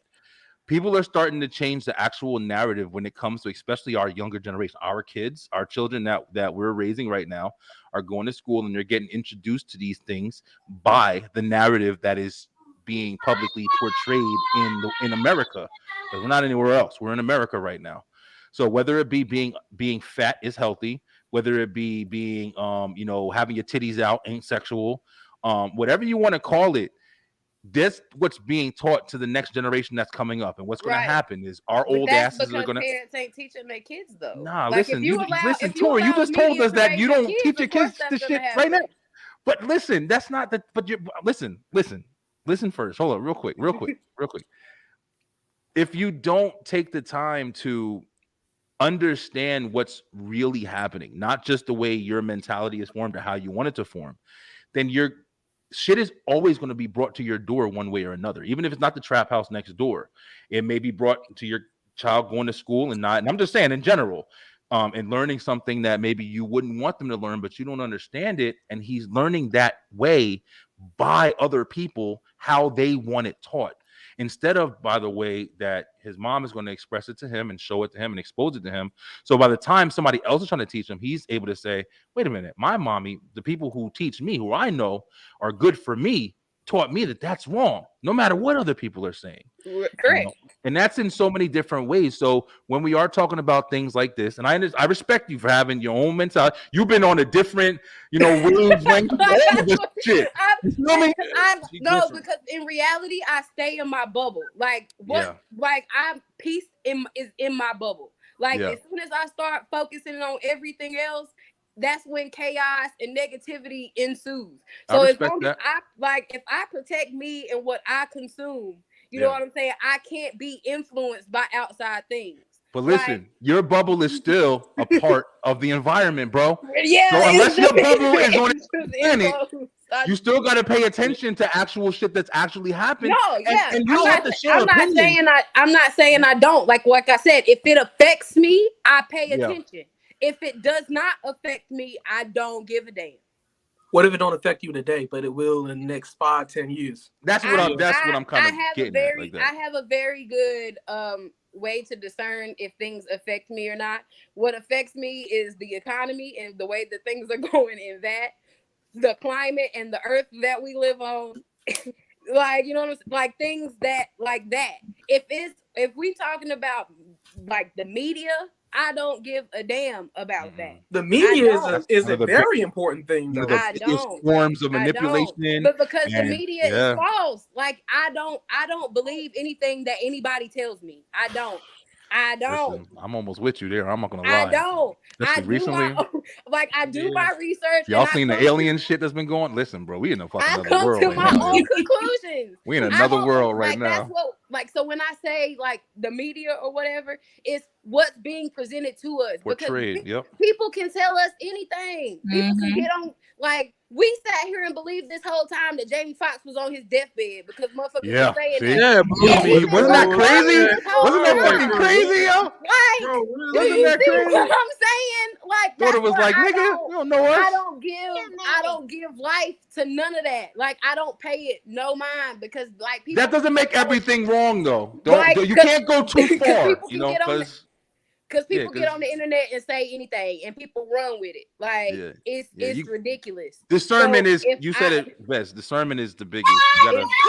It's key, and I can discern what affects me and what doesn't. And if it don't affect me, water off a duck's back. Hey, yo, Lizzo, check it out. You working out and you doing your shit and you paying attention to your weight. That's cool, but don't try to act like being overweight is healthy because it's not. This is the other Nobody thing. say. This is the other thing I did want to say about Lizzo, though. Y'all know Lizzo couldn't lose weight if she wanted to, right? Why you say that? I don't believe that at all. Why would? Because that her whole market is gone right there. She is a symbol for every single overweight black woman that, and not even just black woman, every single overweight woman in this country that wants a beacon of hope to stand behind. That's what Lizzo stands for. It's for her to actually, because she has the ability to lose weight. She could hire someone to cook for her. She could hire a trainer. She can do anything she wants. She can get liposuction surgery. She has every tool at her disposal to lose weight if she really wanted to. But that's her brand. She can't afford to, and that's why when you were saying about the media, if you got someone like Lizzo, like I said, I honestly don't got nothing against her for real. I understand this is just Brandon and her making some money. But at the end of the day, if you got someone like that, and now for instance, I had a daughter, or even my girl, she now going and seeing that, and then now I start seeing them pick up some unhealthy habits, and they're saying, "Well, you're supposed to like me anyway, no matter how I look." I'm gonna be looking at them like, that media is now affecting me in my life. So what we allow to be exposed and be out there, that whole "it's not my business, I leave it alone." It's one thing if someone went and bought a boat and they shouldn't have even been buying the boat; they should have paid the other bills. It's another thing if that stuff will leak into my home and now cause me some strife. But leaks and stuff into your home are controlled by you, though. Like, I can't be affected by something that I know. No, she's right. She's right. I mean, she's right. There's no doubt about that. I can't be affected by something that I don't allow to affect me. I can go to a Lizzo concert, see that she, you know what I'm saying, is celebrating big women, and that's wonderful and beautiful, and I love that. And I still go home and be me, and nothing changes that. But my point is, if now, like I said, my auntie, my auntie, my daughter, my mom, my girlfriend, whatever, if she now go and now truly believes, like, I can't take their phone from them, I can't make them do X, Y, and Z. Yeah, that's why being a public figure. So now, especially if people already run bigger in my family, now they sitting there not even trying to do anything about it, and now they 20 years close to the grave because of what Lizzo represents and symbolizes. I think it's also come down to a point that you can't believe everything you see. Like, you can't just see okay, well, she doing it, I gotta do it too. Right. Like, if that's the case, then everybody is a follower. Like, you have to be. Most people are. That's one of the things. Most people are. Things we're dealing with. You have to be in control over you. You have to be in control over you at all times. And nobody, like, I am so in control over me and the way that I feel and the way that I think that nobody, like, for the most part, unless I'm absolutely wrong, can change or sway that. You can't come over here and tell me how to be me. because you ain't me. I agree with you. I agree with both of you guys. I think you both are definitely saying, like you're both right in your own ways. And I'm not trying to be like the czar of right and shit like that or whatever. I'm just trying to say my opinion of it is, AJ, like you definitely are gonna have a lot of different things, unless, like I said, unless you live in a bubble, man, you're off the grid somewhere, you don't touch anything. You're gonna have a lot of different influences that are gonna, come to your house, whether they're just watching Dora the Explorer. It can come from anything, things that you don't want your children to pick up in different ways or whatever. But somebody openly, like somebody like Lizzo, where it's like you might hear a song on the radio. How does it start with most musicians? You hear a song on the radio, you see a song in a music video, whatever, and then you're like, oh, I like that song, and then bam, you over here find, oh, that's Lizzo. Okay, never heard of it. Let me listen to some more songs. So now you're involved. You have an engagement with this person now. So now you want to know more about them. If you're, most people, what they do, maybe just listen to the song and never want to know about them. You never see her in your damn life. But some people like to get more involved. They want to find out what they're enjoying. So you find out, Lizzo, she's this. She looks like that. She does this. What does she say? She got a press conference. She got a fan club. She got that. So now you're more involved with that person. So now once you start seeing, and you, whether it be a kid, whether it be an adult, whatever, now you start seeing this person, you're relating to them because you're enjoying their experience or whatever they are giving you, for your feeding you or whatever. So now you're starting to understand like different things from them, and then you find out, oh wait, she thinks that being fat is healthy. Like, and now you're over here. Now your opinions are kind of challenging each other. Oh, I like her music, but I don't like the fact that she thinks that way. So now you're trying to, debate yourself. Hey, is it important enough for me to not listen to her anymore because of that? Or am I going to keep listening to her and just, make sure I still eat right and do what I got to do? You have that discernment. There's people out there when they get to that roadblock who don't have that discernment and say, wait a second, Lizzo's saying it's fine to be fat. I'm just going to be fat. And then she eats fucking Twinkies and burritos for the next 3 years and dies earlier. So now we have a problem because, like you guys said, you shouldn't be a follower. You shouldn't be this. But the problem that we have is that people do look up to these public figures because they cover so much ground with their voice, man. They're consistently reaching people daily. And that's why it's important for them to have an understanding of that so that they can kind of, take charge of how they're being presented. And I think that's important. You have people like Joe Rogan. You have, these guys who have these big foundations. When they were talking about the COVID stuff, they attacked them immediately. You know why? Because you can't have these narratives, that especially that they don't want portrayed. Let's be real, because people do lie and they do bullshit anyway. But it is a narrative that you can change the planet as a public figure. You can change the country as a public figure. And they have to gain some kind of control from that shit. And I believe that's why I'm saying you both are right, but you do have to have the ability to understand that it starts with the person at the head. And this point it is Lizzo. So people are going to come for her in that situation. Like she easy to go the other way around. Put out a message basically saying, "Listen, y'all, you don't have to be depressed about being big. Don't let your size or success make you depressed, but at the same time, always strive for better. Yes. Always strive for better. She should start. She could vlog herself, working out constantly, showing her weight loss status and all that, because it's been it hits home for me because I grew up like unhealthy habits. I grew up unhealthy habits a lot, and then like me as a parent, like I lost one of my parents due to unhealthy eating habits. Like, so it hit home for me, and I really like big on like health and myself. Like I'm trying to get in the gym. I'm trying to get my weight down myself. So I just don't really condone when you have a platform like that where you could when you could change so many lives, and that's the message you're seeing. It's okay. It's okay to be overweight and unhealthy. Are we taking her message of she should be the beauty standard and equating that is fat is, or like being unhealthy is okay? She said that. She said like there's nothing wrong to be fat. I don't know if it was in that video, but she's definitely mentioned that before. She said that before. Yeah, she's been saying stuff like, it's fine to be fat. I mean, it's okay if you're fat and you just want to be looked at and just, don't make fun of nobody, fat shaming and all that bullshit and whatever. But if somebody's talking to you and just be like, and like, there's always a level of respect. You should never just walk to somebody like, hey, you're fat and you should do something about it. Like, you don't fucking know me. Like, but that's what people do though, because they don't have respect for people. That's like, disrespect. People do that. It's not fat shaming. It's disrespect because you shouldn't be fat.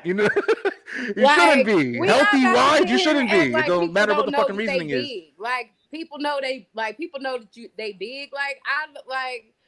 If you don't know you're big, then I don't know what fucking mirror you're looking. Consistently comment on it is like redundant. Like people wake Well, up with every the day people and know that they big. The problem is we live in society today where we have where basically told everybody people is. that it's okay.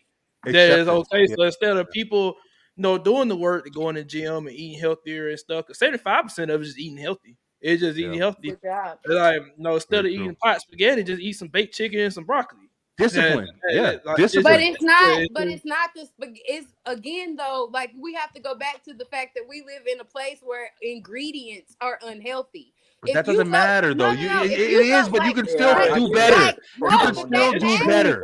It's true, but it's You're making it you're making it like you can't do it. Baked chicken and broccoli. It's a big difference. If you ate baked chicken and broccoli, no matter the ingredients, you'd still lose weight, bro. You still gonna lose. Come on.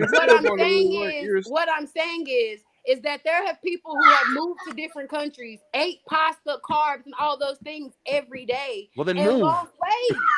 And lost weight. Then move then. But if you're gonna stay here, then you gotta do better because you can't do it here. Or the country needs to do better. It's not. Yeah, that's of course. Of course, I will say control more. You can control. What can you control more? You can control what you eat. You can't control what government food. You can't. We You can't shouldn't control want what the that. government. Like I would rather. Like this is why I'm such a proponent of like growing your own shit because. Oh shit! I got a garden right now. Then we can't blame. Like then you can't blame it on nothing. Like then there's not anything like preservatives added, and that it's healthy because you grew it. Like see, I sound like a hypocrite because listen, I also feel this way. I'm not going to lie to you guys. I also feel this way as a public figure or whoever. I also fully respect people who just come out and say, "Hey, look, I'm fat and I don't give a fuck." It is what it is. And that's one thing. That's one thing I didn't want to say though. Like the other thing is,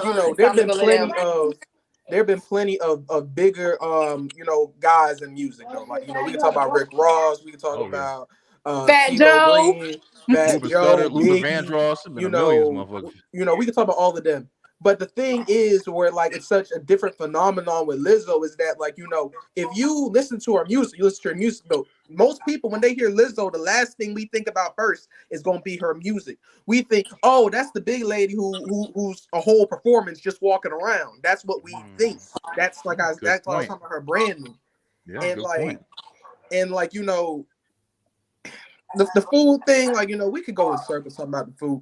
Like, I'm mainly concerned about, as far as the message it has on Black America, because, I don't know who all here got a full-time job, but especially the moms, too. You not only got to work, you got to run behind the kid all day. You're going to be tired. You're going to probably get something from a window. That's just going to be, the reality of most people's meals, unless you got someone to help you so you can cook. It's what it's portraying is we should just give up. Don't even try to lose weight. It's a lost cause anyway. Life is too hard as it is. Just give up. And it's okay to wait.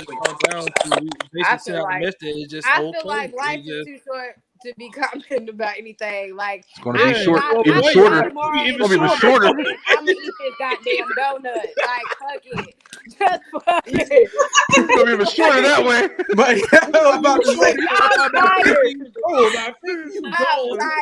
I'm running my ass now. Like I feel like people should just do what they want to do because life is crazy and the world is going to shit. Tori, if people did that, even the people that were saying are shitty, the people who are in charge of helping us fix this country, if they just did whatever the fuck they wanted to do, which they're kind of doing, it's why it's staying so bad, man. I think the people who need to start accepting the responsibilities and stuff like that, who need to be doing it more, I think they're the reasons why we're in the really bad situations that we are.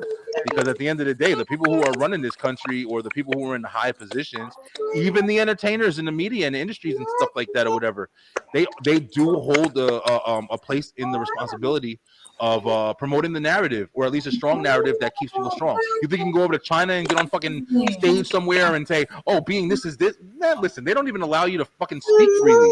And then that's why you have to start comparing the evidence.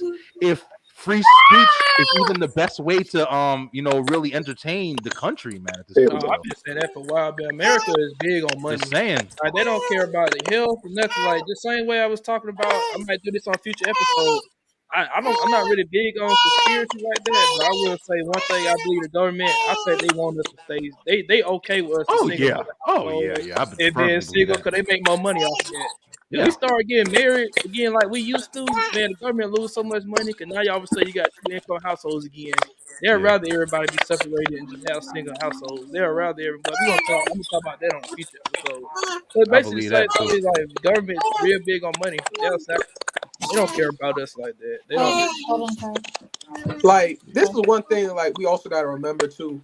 We got to remember we in America. What is the most American thing about our culture? Like, what are we known for everywhere?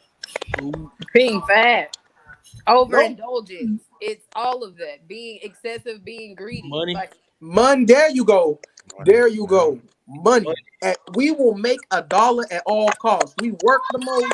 We gonna make the money. We gonna spend it on the most bougie, extravagant nonsense we can think of. That is what it means to be American. To sell out your friend to make $1. That is the most American thing somebody can do. Unfortunately, like, so when it comes to like all of this stuff, I mean, just follow the money. Like 98% of the problems is all based on the fact that someone trying to make a higher profit. So, not lying.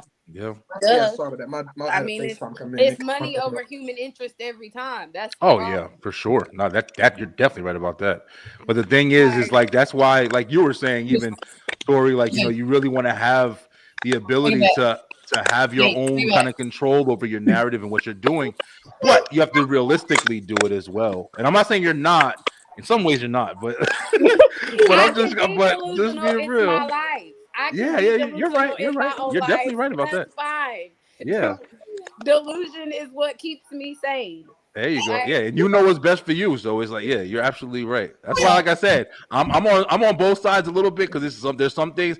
If you come out and say, "Hey, I'm fat and I don't give a fuck," I'm doing what I want to do. That's cool, but don't press a narrative like, "Yeah, you could be fat too. It's fine." Like that's where I'm like, okay, nigga, don't press your luck. Like, be real with shit. I agree. Well, that was a good conversation about Lizzo. On to the next topic. Let me go ahead and put it up on screen. So, JJ said, "What are y'all eating for dinner later?" Man, I'm about to have me some sausages. Oh, I cooked homemade chicken fried rice. There you go. I folded. I got Chick-fil-A. I bought a pizza, so look. That's what goes in. I'm in Buckhead. I don't know if y'all know where that's at. It's North Atlanta area. Yeah, I'm in Atlanta. You go to the grocery store. Me and my roommate went in there the other day. We literally just got stuff for sandwiches, chips and sandwiches, just because we trying to save money. That shit came up to $50. I hate it here. I hate it here. I hate it here. Groceries is so expensive. It makes zero sense. My son eats $77 worth of food in 2 days. Like, he's a boy. Hey, I got a house of 5 with a dog. Can we get taps? Spending $700. I spend $200 on groceries every 2 weeks, and that's the amount of money I spend on food. If I could just get that back as a tax check, it could be a good check. Man, I wouldn't have to worry about nothing for the rest of my life. Mm-hmm. Feeding the dog, feeding the fucking kids. I spend $1,300 a month. Jesus. Like, I don't do no fried food in the house, like, at all. I ain't fried food in this house in, like, so long. Like, I don't do any fried food. My house kind of sad. Like, it ain't good for guests. I ain't got no junk food. There ain't no soda in here. There ain't no bread in here. I don't even do bread. No.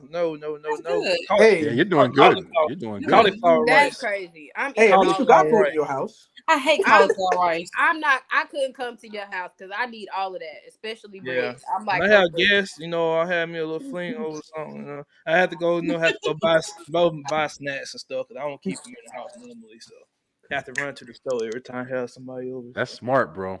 That's smart. Especially when you're trying to lose some weight and shit. Mm-hmm. Yeah. The hard thing is just eating out sometimes. Like, even day I bought churches, I ain't gonna lie.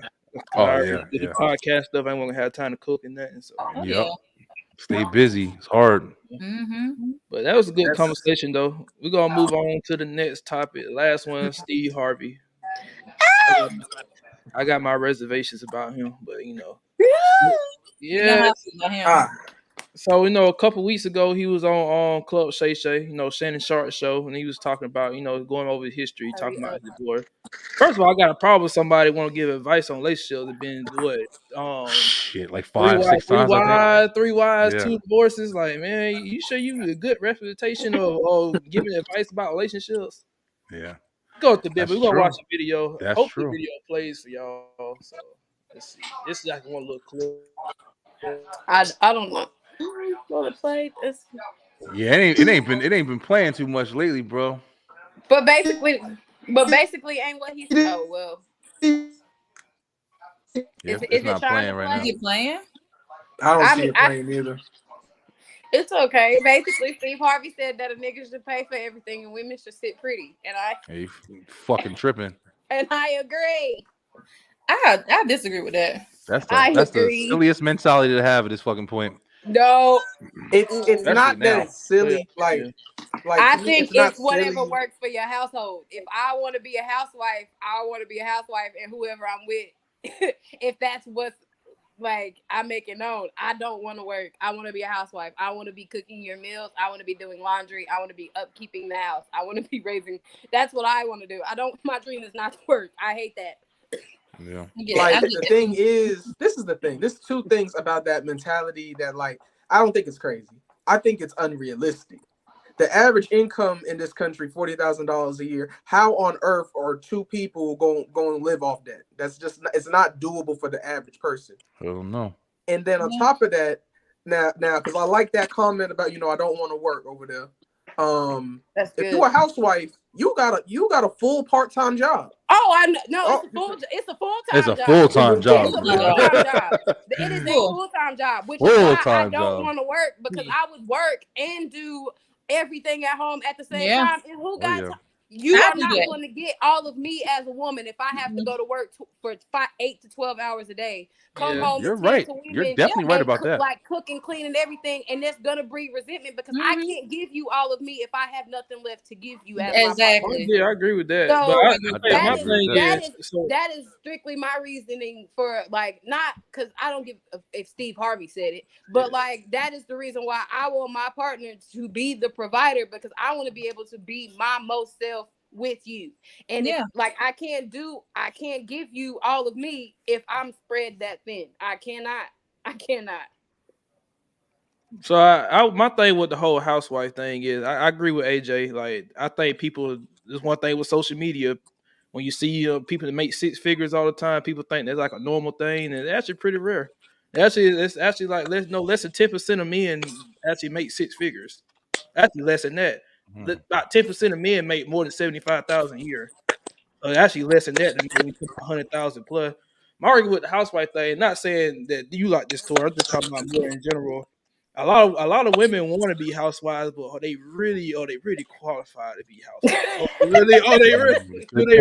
really know how to. Good ass point. You are on the fly. That's something you should have been raised to know how to do. No, facts. You have to be able to take care of. You have to be able to take care of a home. You have to be, you know what I'm saying? Cook, clean, wash everything. Like that is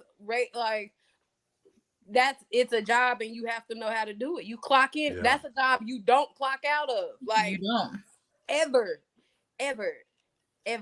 I'm not saying that as a housewife I wouldn't make my own money, because I don't ever I still have my side hustles and things. But I want to clock into a job every day? My goal, my dream, people be like, what's your dream job? I don't have a dream job. I don't want to work. Nothing about work is fun to me. No, housewife is a job. That's a full-time occupation. That's why I get mad at women that crap on the women in past generations for being housewives. It's like, that's a job. That's a job. It's really a job. It's a lot. Let's be real. Like the kids, we see the result of everybody out working and stuff now. You think no kids 50, 60 years ago, Ray, you think they probably in a little bit better position because mama was at home all the time. Right. Correct. And now we got Yeah. these kids out here doing the most because mama got to work 2-3 jobs. Exactly. Well, we can get into that, but we're not going to unpack that one today. We're not going to unpack that one today. I already know what you're gonna say about it. We ain't going to unpack that one today. But what I will definitely say though, like I'll say this, especially like in the modern economy, you know, you like really, if you're an average person, you got to kind of be on a team with each other versus, you know, it's like, you know, you kind of got to eliminate the housewife mentality a little bit. You know, one night you cook, the next night your girl cook. You know, it's my week to do laundry, it's their week to do laundry. You kind of got to be, you know, you kind of got to work in tandem with each other. No, Like, yeah. No, a lot of men don't want to do that. It would But, have like- to be a 50-50 every time, but it's but niggas want to have their cake Yeah. and eat it too. Like Yeah. you A lot of you men- want your girl to pay 50% of the bills and you're not doing 50% of the housework. Exactly. No. and I Yeah, I do mean, with y'all. just women work. It's No. like, oh, my dish is cool and all that type of stuff. I'm like, I'm working a full-time job. I take Just care like of kids. you do. Yeah, so you're supposed to help me out too. But that's why Asia, you can write this the down. terminology Right. of housewife is the worst terminology to use in this situation, because I'll tell you right now, like this right here, this whole shit right here, this is my company, this is my business, this is my work. And I busted my ass to get here so I don't have to work. My girl's actually working. And when I say I don't have to work, I don't have to punch a clock. And I haven't had to punch a clock for the last 6 months, and it's been amazing. But I'm about to have to punch a fucking clock because shit is expensive. So I'm going back into the work field or whatever. But we've actually taken turns. Like me and my girl, she co-hosts the show with me sometimes. We've been together for 6 years. We got 3 kids together. We got a dog. Got a whole fucking life here. And she took her time. She took a year off, and I worked.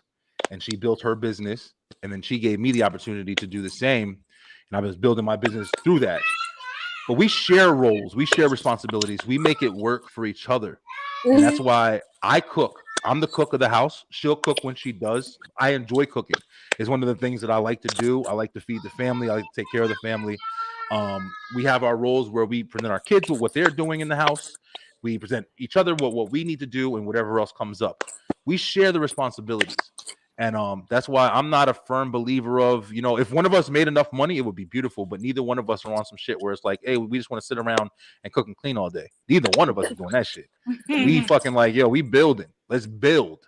And that's why I think the mentality of just, you know, oh, let's just keep this. I don't want to work and all. Nah, I don't even think, even if shit was pennies, bro, I think that you want to still establish yourself as the, I'm not right. You know, right. You know like, no, I have my own, like, I'm not saying like not to do anything, because you should always do something. You should always, like, even as a housewife, you should always be finding ways to generate income, because if something happens to your husband, he should be able to fall back and depend on you, or you be able to step up in that role. I'm not saying not do that, but like, because like I said, I have my own, like, speaking for me personally, I have my own brands. I'm a makeup artist. I do, I have a travel business. I'm in coding and tech. Like, there's a lot of things that I do on the side that generate income that, like, once I get to a certain point, can generate enough income to where if like something were to happen to whoever my partner is, I could fill in and step up and take care of household. You know what I'm saying? But at the same time, do I want to go to a punch a clock, like actual job every day? Hell no. No, that is not my life. I do not want that. I do. And I make that very clear. It's good to understand it. I make that very clear in the beginning, because if that's not what type time you want, we are never going to work. We are never going to work. Like, I feel it's whatever works in your household. Like, whatever works in your household is what you should do. I don't think it should be a standard across the board. If people are comfortable going 50-50 in terms of bills and all of that, then by all means, like, do that. Because I think whoever is paying the bills, pay the bills, and whoever is not paying the bills should be investing their money to make more money.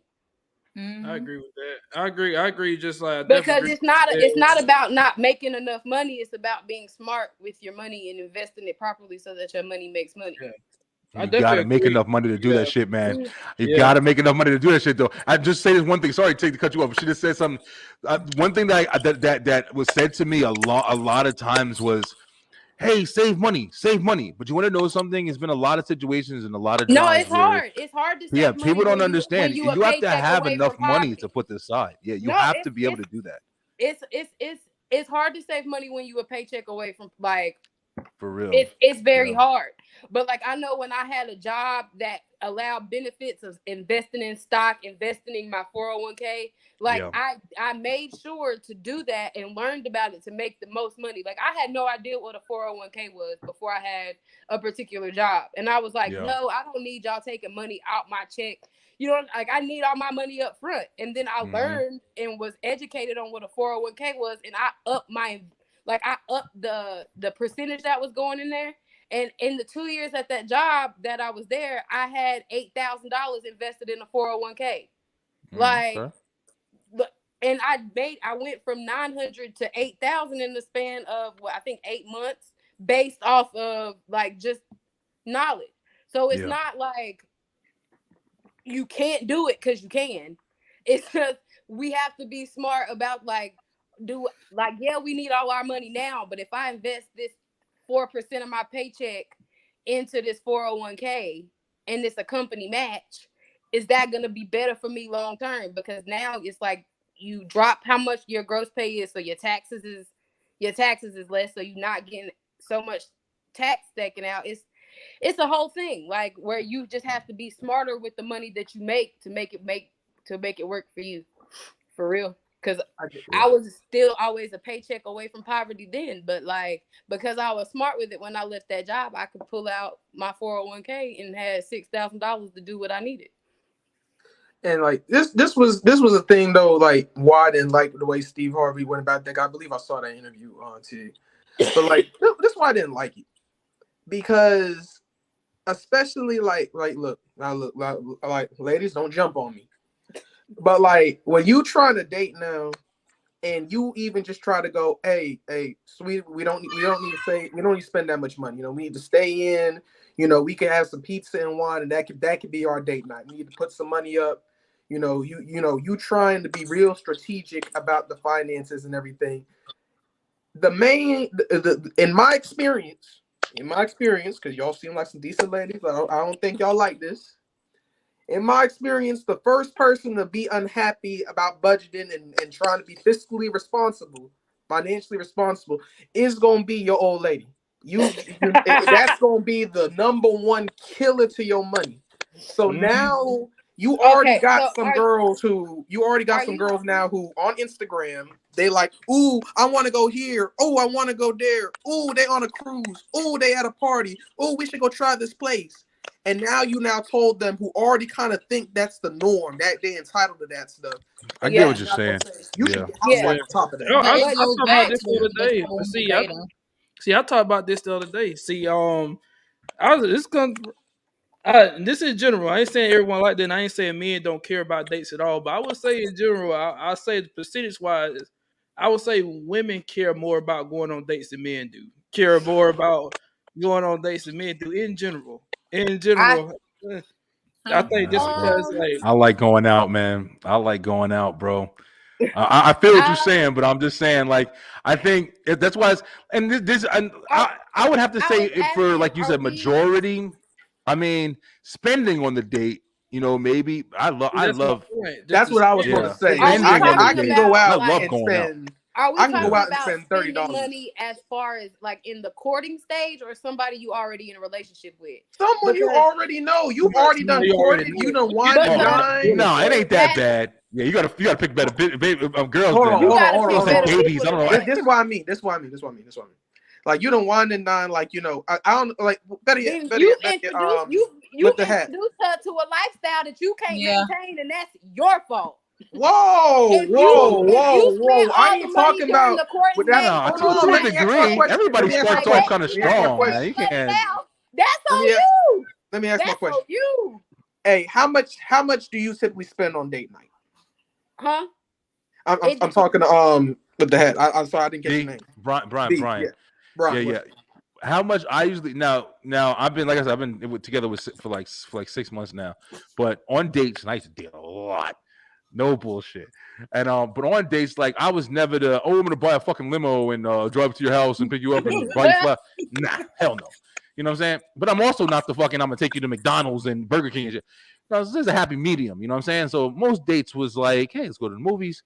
Let's go check this out. Let's go check out this restaurant. Let's go over here. They got a park. They got a party. They got this, whatever. That was most dates. So most of the time, and I'm paying for every fucking thing. I'm a payer. I'm a provider. That's just me. But I've had people that was like, no, I don't want you to pay for me, or I'll pay for myself, whatever. Sure, you want to do that? That's you. That's your responsibility, whatever. But I'm saying I'm going on a date. I'm spending like $100, $150. That's me. Okay, that's okay. Especially first date, second date.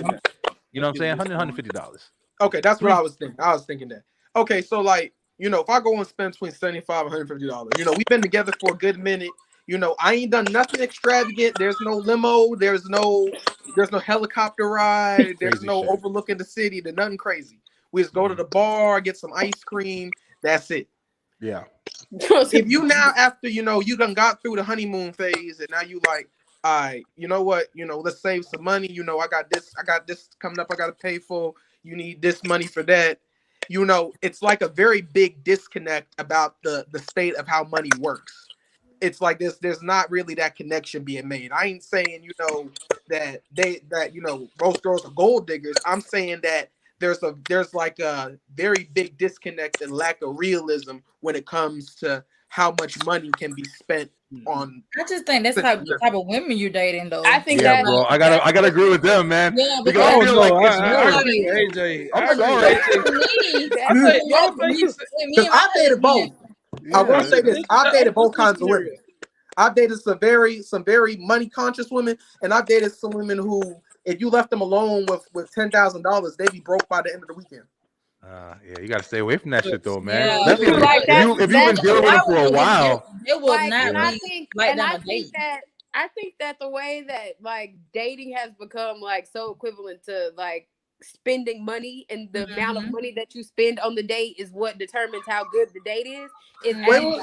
Like I said, for me, I said 75 to 150. I didn't say nothing crazy. Going to dinner and the movies don't excite me. Like that is not a type of date that I want to go on. Like you could get me a sun drop and some Cheez-Its from the gas station, take me to the park and walk around at the lake and just build conversation, and I would be totally okay with that. Like yeah, that one time. Let that shit be every time. You gonna leave his ass? Yeah. And no bullshit, there man. it is. Maybe once. Keep motherfuckers in the park every day. Just a scenario though. Let's say I'm so much more. I guess it really depends on who you dating, because I can't talk to you in a movie theater. Like I can't get to, like, if we're dating and like to experience it, like I would so much rather do something where we're spending actual quality time, getting to know each other more, building our connection, furthering that, than just going to the dinner and a movie. We could that's not fun to me.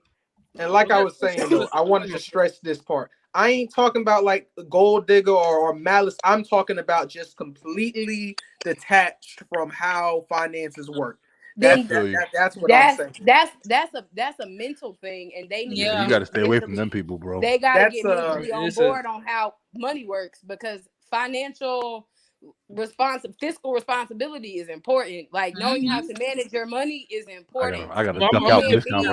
I'm a spender in my house, so I'm gonna give a scenario though. So for the ladies on the panel, so your guy come to you, you pass the honeymoon phase, you pass all that. He come to you, say, listen, we got for the next 3 months, we gotta save some money. We got something we need to do.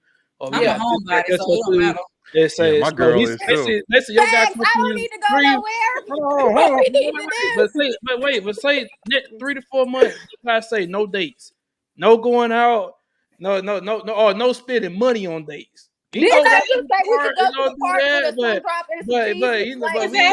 how many times that gonna work though? How many times that gonna work? Fuck it, we spending our rent money if I gotta do that shit every week. I ain't to the park and look at the same birds we saw fucking yesterday. No, Nah, you I'm go spend not some money. saying like go to the same park, but you can go to you can do different things. I know what you mean. Yeah, you can walk around the mall. You can go to the bookstore. You can do shit. I feel you. But at the same, I feel what you guys are saying too. Basically, it is difficult, yo. It is difficult. Now, I personally think that the beginning is where it's more like, the extravagant shit kind of comes out. The girl might want to see a little bit more of what you could do. Hey, are you fucking boring? You know what I'm saying? Like, what am I getting in your? But when you get into deeper, that's when you guys start to learn each other. You understand each other more, and you care more. So it's like, it's like you have more reasons. At the beginning, you need to keep the attention. Especially if you're relying on your money and your atmosphere to keep the attention. But if somebody's been with you for a couple months and you guys have kind of been dating and they understand the situation, they know you better and they care about you more, now you can relax a little bit. And from my experience, now it's like, hey, I don't really got no money. I'll take it a step Watch a further. movie, you know what I mean? It's the mindset, because the guys tend to look at it, you know what, you gotta save some money. We need to do this, that. A lot of girls will look at it as, oh, he get complacent. He ain't taking me on dates like he was when we first started. But that comes with where he's coming communication. from. That's where That comes with but you communication. can tell a girl that, but what a lot of women think niggas do today, lie. Are you communicating to her that you're not doing that because you need to save money? Like, yes, or you just yes. stop Yes. and But a lot of Like women I really believe what said, niggas say these days. Like they look at first thing, oh, he broke. He can't keep up. He can't keep up with the dates he been doing. Like, no, I'm just trying to save money to do other things long term. But I think personally that's why I understand that when I think you also have to make sure that's why you need to make sure that this competition as well. If you're not supposed to be dating at the same time, you also got to make sure that it is a commitment. It is a situation. So if your situation isn't good enough to start including somebody else in your situation, that's something you got to kind of pay attention to too. Right. I don't think anybody should be dating and that's not already financially responsible, because dating.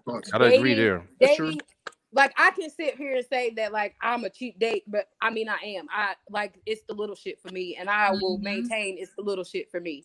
But dating is not cheap. Like, for me to be seriously involved with you, if I expect a certain level, I have to be able to reciprocate that.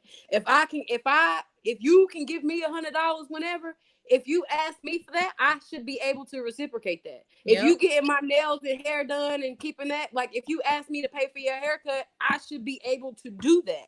You know what I'm saying? Like, you have to be financial. Like, this is why dating for me is so serious, because for like, not counting that I have a child, but like, you have to be able to reciprocate said energy. And there's a lot of people out here that's not able to reciprocate the energy. They only take and take and take and take. And then when it's like turn to reciprocate, it's, oh, now you broke, you can't do it. Like, that's a problem to me. Can I ask a question real quick? Just hearing this conversation, I just want to I always try to do this to get to know who I'm in the room with. Just a temp check if you're comfortable or not. What's the ages in the room? I'm 30. I'm 25. 25. Oh, y'all are still young. You know. I got. I always find out I'm always the oldest. I'm 36, yo. So that I mean, and Tori, we the closest. Right. I feel like once you hit 30, you go through an epiphany anyway. You start. I'm telling you right now, man. It's like shit changes, man. You really do. And I'm like I said, yo, I've lived a fucking crazy life. I mean, I've definitely experienced a lot of stuff. And I've dated a lot. I've had a lot of connections. I've made a lot of different bad choices, this and that, whatever. I've never been to fucking go out and, like I said, no extravagantness, all crazy. But at the same time, you still like, I want to go to Disney World and I want to, but that's later. When you my baby, we cool, we good. Then we can take some trips and shit and spend some money. But I also want to make sure I'm with somebody who understands, like, yo, I ain't doing this every 5 minutes. Like, bro, we gonna be chilling, watching movies and, doing whatever. It is what it is. You got to be cool with that.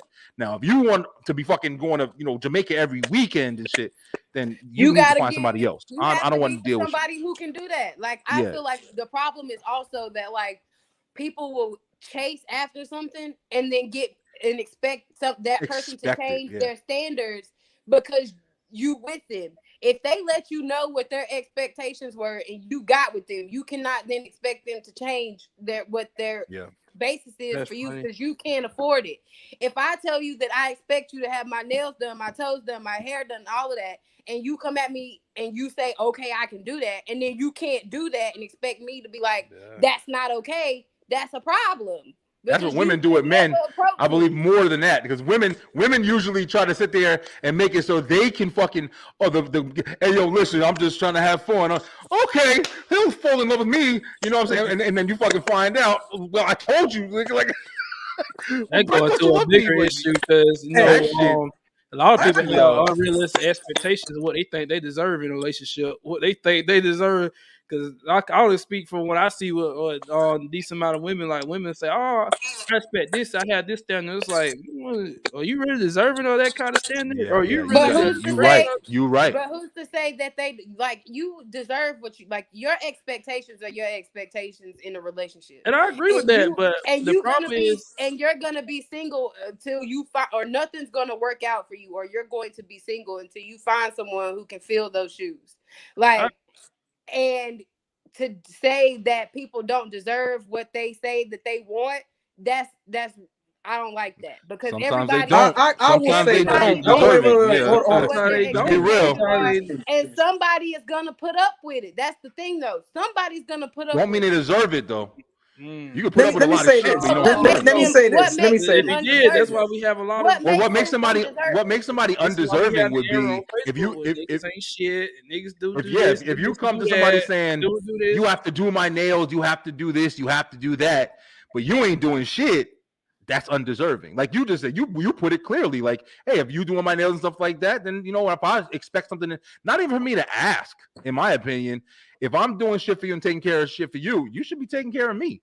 Now, sometimes men don't want that, but you should still be offering the shit. No, you know what I'm saying? Correct. Like, it should never be just one-sided, But in we're my not opinion. about to sit here and act like it's not people out here that keep their women up and don't expect nothing in return.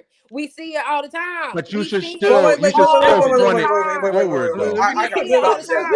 Hold We see it all the time. We're not about to sit here this and act I like deserve mentality is killing us. It is killing the black community, bro. It is murdering us. I deserve this, deserve that. Ain't no one deserve anything, myself included, but to be black and to get a decent death at some point in time. We don't even deserve to come in the world. Our mom had to push us out and do that for us. No one deserves anything. That whole deserve mentality is a whole entitled mindset that holds us back more than it does anything. You like, for instance, how delusional would it be for me to go say, I deserve Ice Spice? That's the woman I deserve to be with. I mean, if you feel like that, can you do it? Ice Spice. This is my thing. If you feel like that, then you do what you need to do to get Ice Spice. But would it happen though? AJ, I think that's a bad example. I don't think that's a good example, bro. Put yourself in a position of shit that she likes. I got a better example. You have to meet I don't think that's a good example. Okay, go ahead. Let's say I'm a because women value women's beauty and all that. So what women like value with men most is motion. Like, you can't, no matter how nice you are, how good a man looks, if you broke and you ain't got no motion, you ain't got no ambition about yourself, about trying to get no money, nothing, then 9 out of 10 women ain't about to give you a chance today. So that's like the equivalent of me sitting on the couch. I'm just quit my job. I'm just sitting there eating Cheetos all day, being fat. Don't care about being broke with my bank account, the negatives and all that. And I said, you know what? I deserve a bad bitch. I deserve it. My chances of getting a bad bitch is really just like that. Can we look at baby mamas and baby daddies that fill that exact quota? We're not about to sit here and act like niggas like that don't get chosen. They do every day. They do, and you know why? And it's crazy because you're right, and Tyg, you're right too. The thing is because in some cases people are looking for different things, man. People have different values of what they're looking for. You can get somebody who has no job, no nothing, he does nothing, he wants nothing, and he sits around and just be taken care of. And then you have a woman who wants to just take care of a man, and it works. That's why there's no general standard in this conversation. Everybody has what they like, but I do agree that if you said this, you don't deserve shit if that's what you're doing. I firmly believe that. You're going to sit around, not have no job, not have nothing, not have no ambition, and just think that shit's supposed to be given to you or earned to you. Like, nah, you don't deserve shit. You ain't doing shit. Yeah, like, So why the that's fuck would you deserve something? Out of the community today, we think everything just come. Like, Yeah, no, that's the man fucked up. side, if you want a woman to follow you, because a lot of men want to lead the household. So I tell like, man, if you want a woman to follow you, you need to put in the work to do it. You make sure your income right. You make sure your mindset right, spiritually, all that fitness, all that. Right. You can't go to a woman and say, "Hey, follow me," and you broke, and you ain't doing shit. That's right. The same thing, but the same thing with a woman.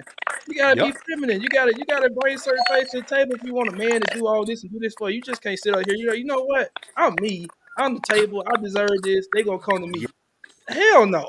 Yeah, this is why the marriage rates in black community is low. This is why, because we have a disconnect like this when everybody think they're entitled to shit. You ain't entitled to shit. This is a cold world out here. You ain't entitled. Everything's earned out here. If we start treating relationships like we treat jobs and shit, we'd be a lot better off. I mean, people don't treat jobs either. People fucking hate jobs. You go to McDonald's, y'all said y'all eat out, right? You go to McDonald's, you can't get motherfuckers to care, make your food right, spitting it, dropping it. I mean, motherfuckers don't give a shit. I'm talking about employee to employer. I'm talking about you don't sit out here and have a dog care like, you know what? They just gonna I deserve this $100,000 raise. Bro, I deserve it. What you gotta do? You gotta go. You can't go to job the first day. Be like, you know what? Pay me $150,000. I ain't did shit. Hey, hold on, bro. I hear you, bro. But let me tell you something. I don't know if you paying attention. These motherfuckers walking into jobs, quitting jobs. They don't want to start small. They don't want to bag groceries. They don't want to do shit. Motherfucker, now the new generation that's in the working field just coming up, the small timers, part timers, they immediately want to own some shit. And you can't even take it away from them because a lot of times, just like what we're doing now, you can build your own business and your house with your own company and make fucking money. You can do it. A lot of people are doing it. And that's the reason why there is a different standard now, but it does affect the mentality of people like, hey, let me go here and bag these groceries in Kroger or whatever. Can I make money? Yeah, I can make money. But as soon as that one person fucking says something to you, man, fuck this shit. I don't need this. I can go. My boy got a Twitch channel making fucking $20,000 now. I'm going to go try to get good at this game.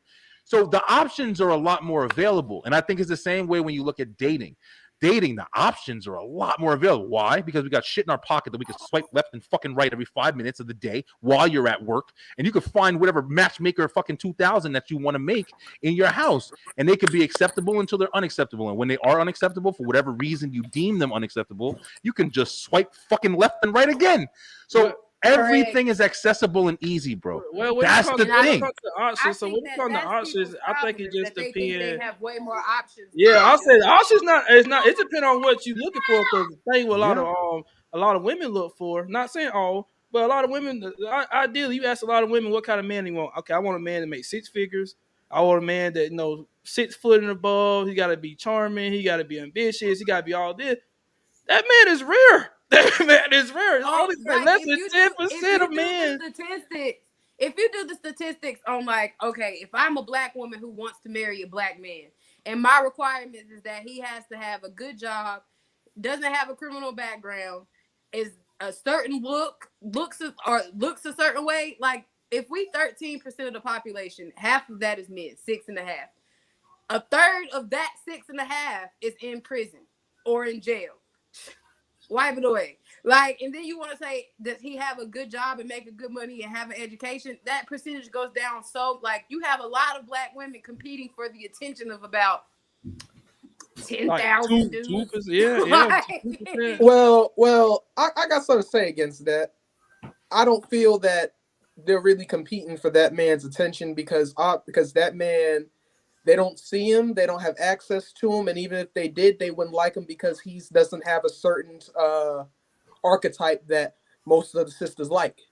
If he's a nerdy IT guy, that women like that thing is untrue. Like a lot of women just want a nigga that come home every day and make good money. All of that extra shit is what people see. Like, like I don't know any girl for real that wants, like what people say, a hood dude that's like out getting that fat. Like nobody wants that for real. especially if you are they do, but no, they do. I wouldn't say it's educated. majority. They I wouldn't say it's majority. It was not majority. I hear a lot of women Yeah. say they want scammers. They want I want to do that. Just like they just do everything. They just want money. And I hear a lot of women say that. Yeah, I've heard it a lot depends. of It just depends, man. Everybody's different, yo. In this category here, man. and then come to find out he was a drug dealer. Yeah. So Then we get locked up, then they on to the next nigga, bro. On to the next. That's why I don't get with niggas that live that kind of lifestyle, bro. Why you even want to have a girlfriend? It's like, bro, you already know what they there for. 9 times out of 10, you already know what they there for the lifestyle. From my experience, like because a lot of people, I think a lot of people like, you know, I think everybody kind of wants something to claim or whatever, and even most niggas like in situations like that, like I said, from my experience, you it's more of a respect thing. You know, sometimes it could be a law, some kind of be this, but it's more of a respect thing. If somebody's holding you down or you have something to claim, you know what I mean? And I think that's what a lot of guys in those positions they want, because from the niggas that I know, they weren't taking a lot of things seriously, but there was some that were. You know, like my uncle is a fucking prime example. Like he was married, but he fucked around, did this, did that, or whatever. But he had something he went home to. So everything plays a position, and everybody's different. So the hood niggas that's doing the you know, the drugs and shit, this and that or whatever, you know what I'm saying? Whatever position they need, you know, taken is what they use. But then you have people who just want somebody that they actually want to be with and connect with and have a fucking, you know, relationship with. And then you have your reasons for getting that involved. Everybody's different in this category. I agree, but just because it just would bother me a little bit. I got a question on Tori, right? Is that your name? Yeah. Want to make sure. I got a question for you. All right, so you know when we did the whole age thing, you made a little comment. You know, oh y'all baby, something along that you said, right? Yeah, I said y'all young, yeah. Now, like I'm gonna talk about you because I don't get too personal, but I've heard that a lot. I've heard that about every sister I met that's 1 or 2, anywhere from 1 to 5 years older than me, always does the same thing. Mm-hmm. The last one I met with most recently, in my 25 years of life, I've accomplished more, I've learned more, and I make more. And then now you're gonna now come to me and now say, you so young, you're a baby. Like, why do y'all do that? That's my real question. That is an interesting question. I do it too. I mean, But it's not that I'm the oldest one here. You can't say y'all but I do say that, and I'm not gonna answer for it, but just want to say I do it too. It's not disregarding your accomplishments at all. It's just that I know, at scientifically speaking, your brain, an adult brain, isn't fully developed until 25. You know what I'm saying? Like at 26, I feel like or when you hit certain ages, it's just a different mindset comes about. Like, not saying that you don't have it now at 25, because I met some young cats that are super mature, and like if you spoke to them, wouldn't know that they are as young as they are.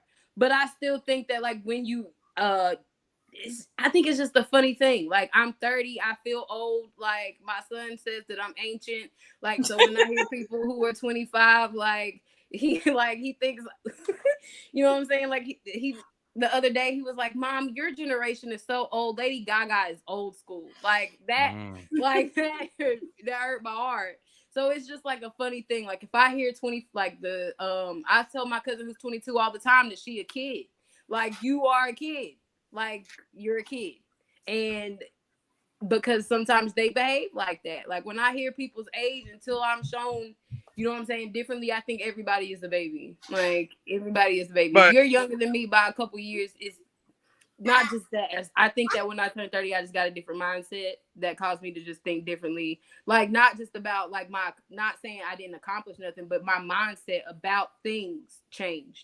Like the way I look. One thing I will add, people, the things that I gave a fuck about, the things that were important to me, things that I placed value in, all changed when I got to a different that age. I agree with.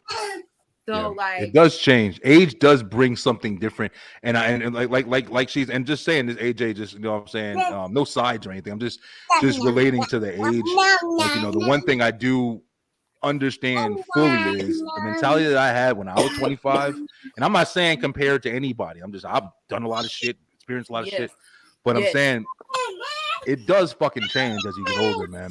And it's weird. It's weird, and I'm not saying everybody can, but a lot of times you can really see the perspective or understand the perspective because you have been there. I don't know if it's wisdom. I don't know what the fuck it is. Everybody's different. There's no doubt about it. But there is. Okay, wait. I got a question for both of y'all. Can y'all say without a shadow of a doubt you have better sense than someone who's probably 45 years old? No. It's one of them trick questions. I know I definitely do. I mean, well, you can have then some, but like, that's a loaded question because I mean, there's some people. There are some people that I guarantee you have more sense at 25, at 45 years old. Now, when you talk about sense, what do you kind of like decipher? Like, are you saying like, hey, I wouldn't fucking break into a store and rob somebody? Hey, I wouldn't do this. Hey, I wouldn't walk on a fucking iced out pond. Like you have to. Now, because they might have a different type of mentality on how to put things better, better than you, just off the strength that they've been alive doing it longer. And that wisdom only comes with longevity. So it's like, it's difficult to kind of answer that question because people's mentalities are different.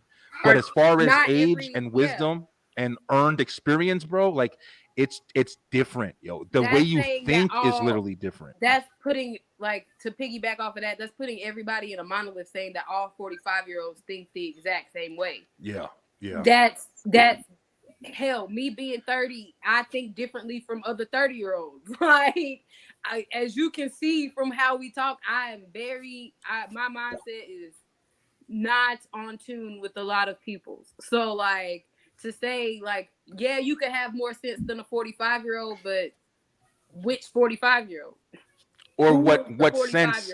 Like what do you mean by sense? Like you said, like you sound like you somebody who worked hard. You understood what it takes to work hard, and you got things that most people even at 35, 36, 10, 20 years of you didn't understand at that time period.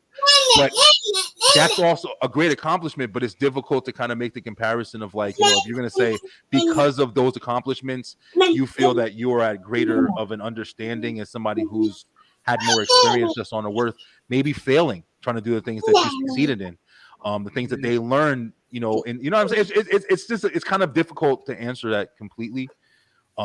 I understand what you're getting at because I don't think anybody should ever try to demean anybody for their age or anything, but there is an understanding that you do have being older, bro. I'm not going to bullshit you. I remember when I was younger working with the older people I used to work with, and I'd sit out there fucking saying, oh, man, I'm sick of hearing y'all kids. I'm sick of hearing you talk about. I remember the mentality and the words that I used to fucking say, looking at it the same way. Why are y'all always talking about that shit? Fuck your house or whatever. Like, I didn't give a fuck. I didn't care. But now when I'm older, I understand why the women were talking about the kids all day because it's fucking what you got, man. When you got your kids, it's your life, it's your experience, it's what you got.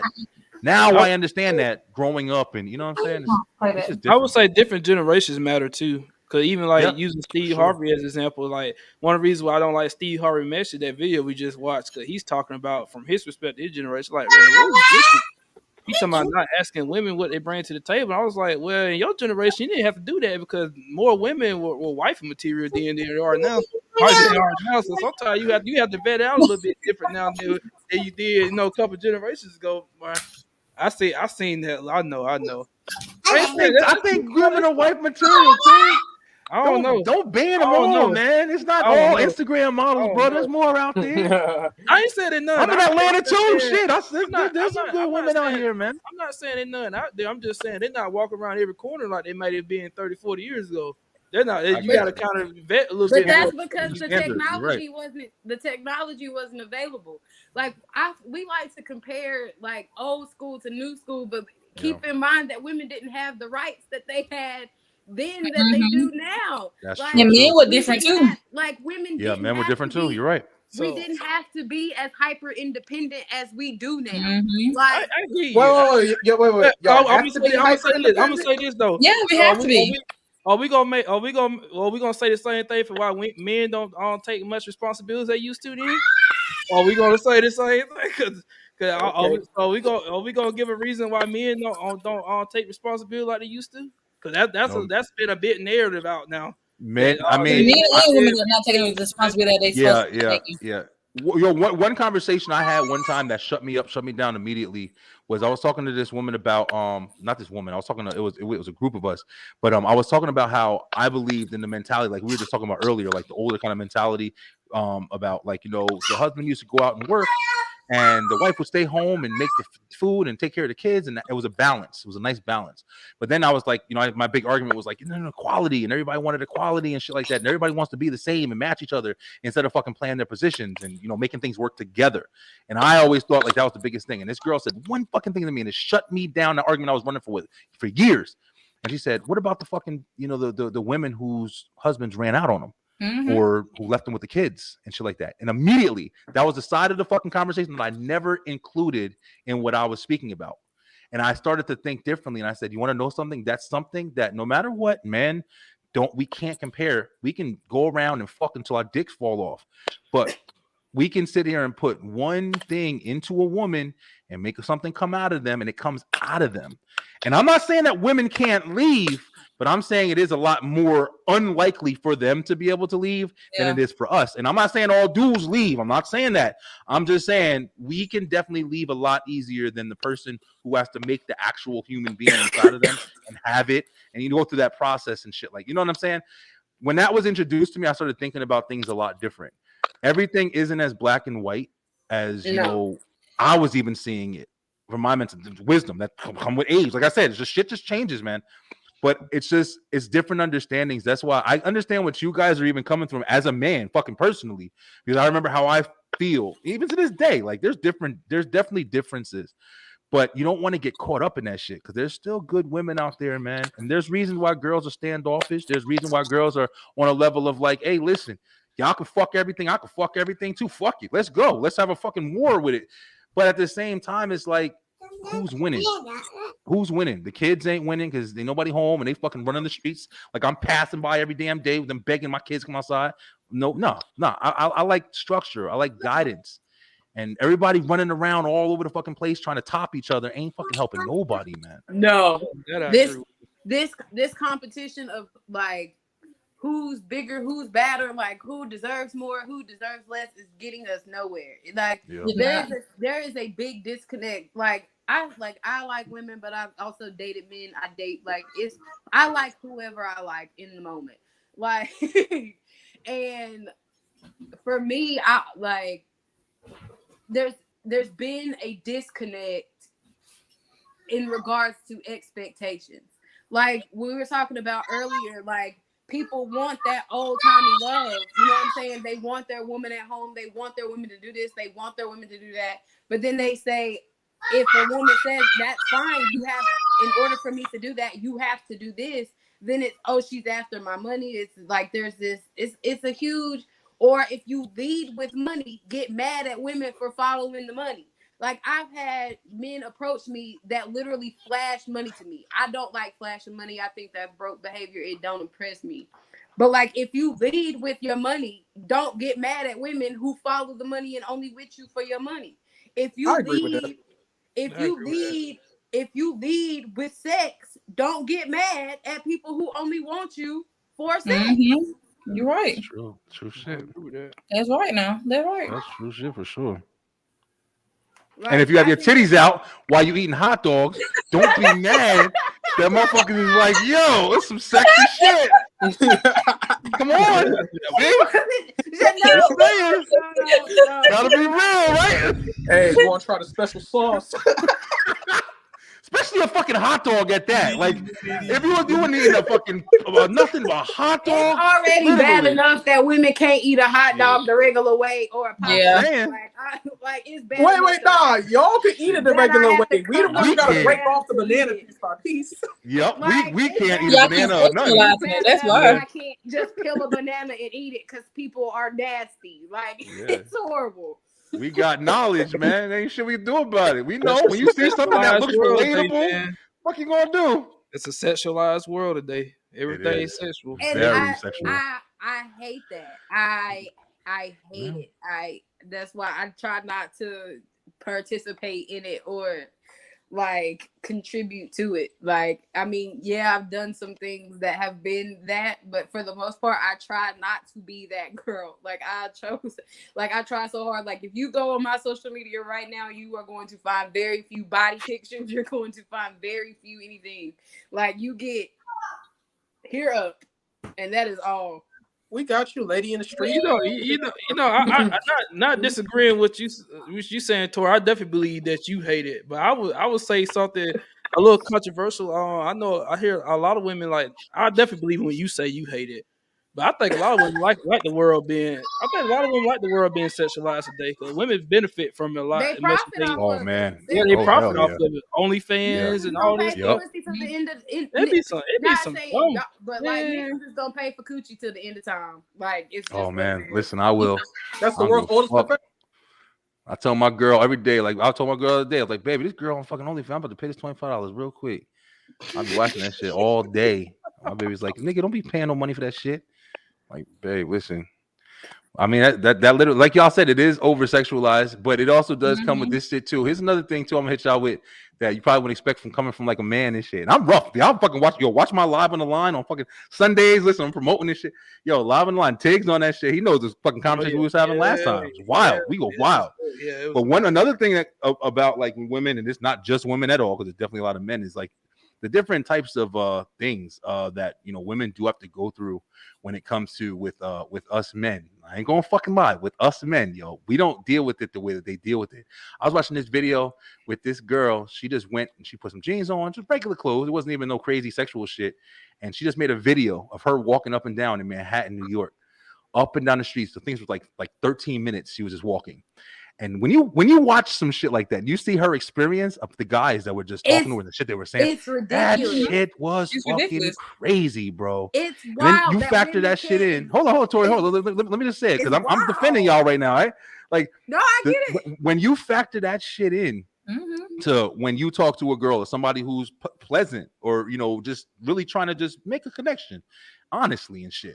When you factor in the shit that they got experience, that like you saw in that video, you say, "Damn, this girl got to go through this shit no wonder she want to talk to my fucking ass." Like I'm just, and then you sit there and get the mentality of like, "Oh, this bitch over here." You know what I'm saying? Like when I saw that shit, I was like, "Damn, that's crazy." And I mean, I've heard different girls like talk about stuff like that, but it was just crazy to see in real time. Yeah, It's difficult, man. That's why I try my best not to be judgmental, man, because it's like. You kind of just got to play it and understand it and just kind of work it to the best of the fucking game, yo. It's just difficult, man. Fuck Steve Harvey and what he talking about his old shit. He don't know. Like y'all say, he's been married 40 fucking times. He'll come on and write books and tell us. I love Steve. I love him. I still love him. I watch Family Feud all day. This other thing about Steve Harvey for me that I think is funny though. Especially with when you see politicians and other rich and affluent people try to now say what the average person needs to do. Yeah. Steve Harvey hasn't been the average person for probably a good 30 years. He doesn't relatable no more. what it's like. Yeah, at all. And then he likes to talk about Marjorie. Like Marjorie was just some average girl before she met him, and she was not. Like people don't know like Marjorie's past. She used to date a drug dealer, and her drug dealer got locked up. So she started dating his drug dealer cousin who made just as much money. And then when that didn't work out and he got locked up, she went to Steve Harvey. Marjorie has always followed the money. So when people were like, "Oh, Lori Harvey," is I was like, "She doing what she was taught. Like she's literally doing what she was taught. Like Steve Harvey is telling her to follow the money. Wasn't that crazy? Followed the money. So when people be like, "Oh, she did it," I'm like, she's doing what she is supposed to. Like she is doing what she was told to do. Follow the money. She's told to follow the money. When she jumped on from Michael B. Jordan to his boy or whatever, his friend, that shit. When y'all saw that video when they showed the dude that was with him and stuff like that, who she dating now? Bruh, you see, they done broke. I think they broke up, but I thought like when people start commenting on Lori Harvey going off. And when people start commenting on Lori Harvey and how she moved, I'm like, okay, y'all, this girl is in her early 20s, if that. You know, like she's smutting. Young. Don't make no excuses for her smutty ass. No. She's smutting it.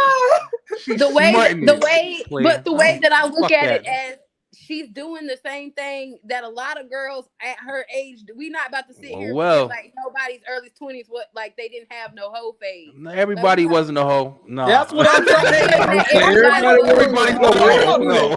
Why does that I don't even agree with happen? you there. I'm thinking about every girl who's had a whole phase go, well, we've all, like, you try to now rope everybody in. Yeah. And I'm sitting there like, wait, I don't even think I a whole phase isn't I'm fucking everybody. A whole phase, if you're saying like in your 20s, I dated around and had some experiences. But that's not I'm fucking, here's your friend. I'm breaking up with you and jumping to your boy. That's a fucking hoe. We don't know that she's having sex with any of these people we assume it. Come on. What do you does it see everything? I mean, you have to fucking you have to realistically make your mind up. Your assumption has to be reasonable, yo. You can't see everything.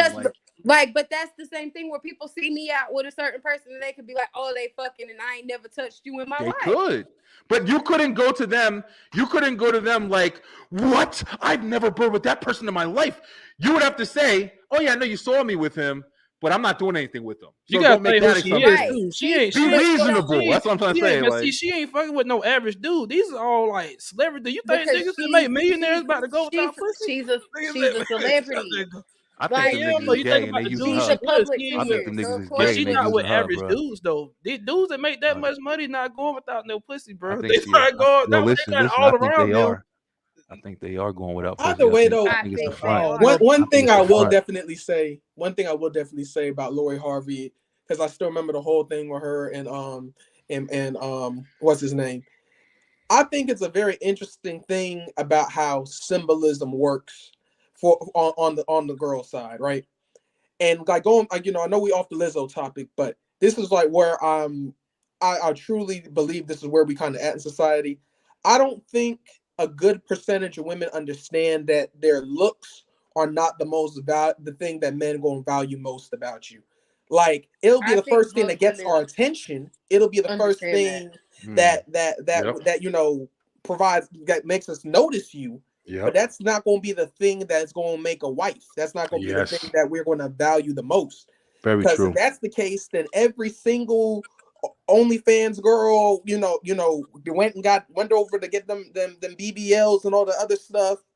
They would all be snatched, cuffed, and locked down by millionaires. Yeah.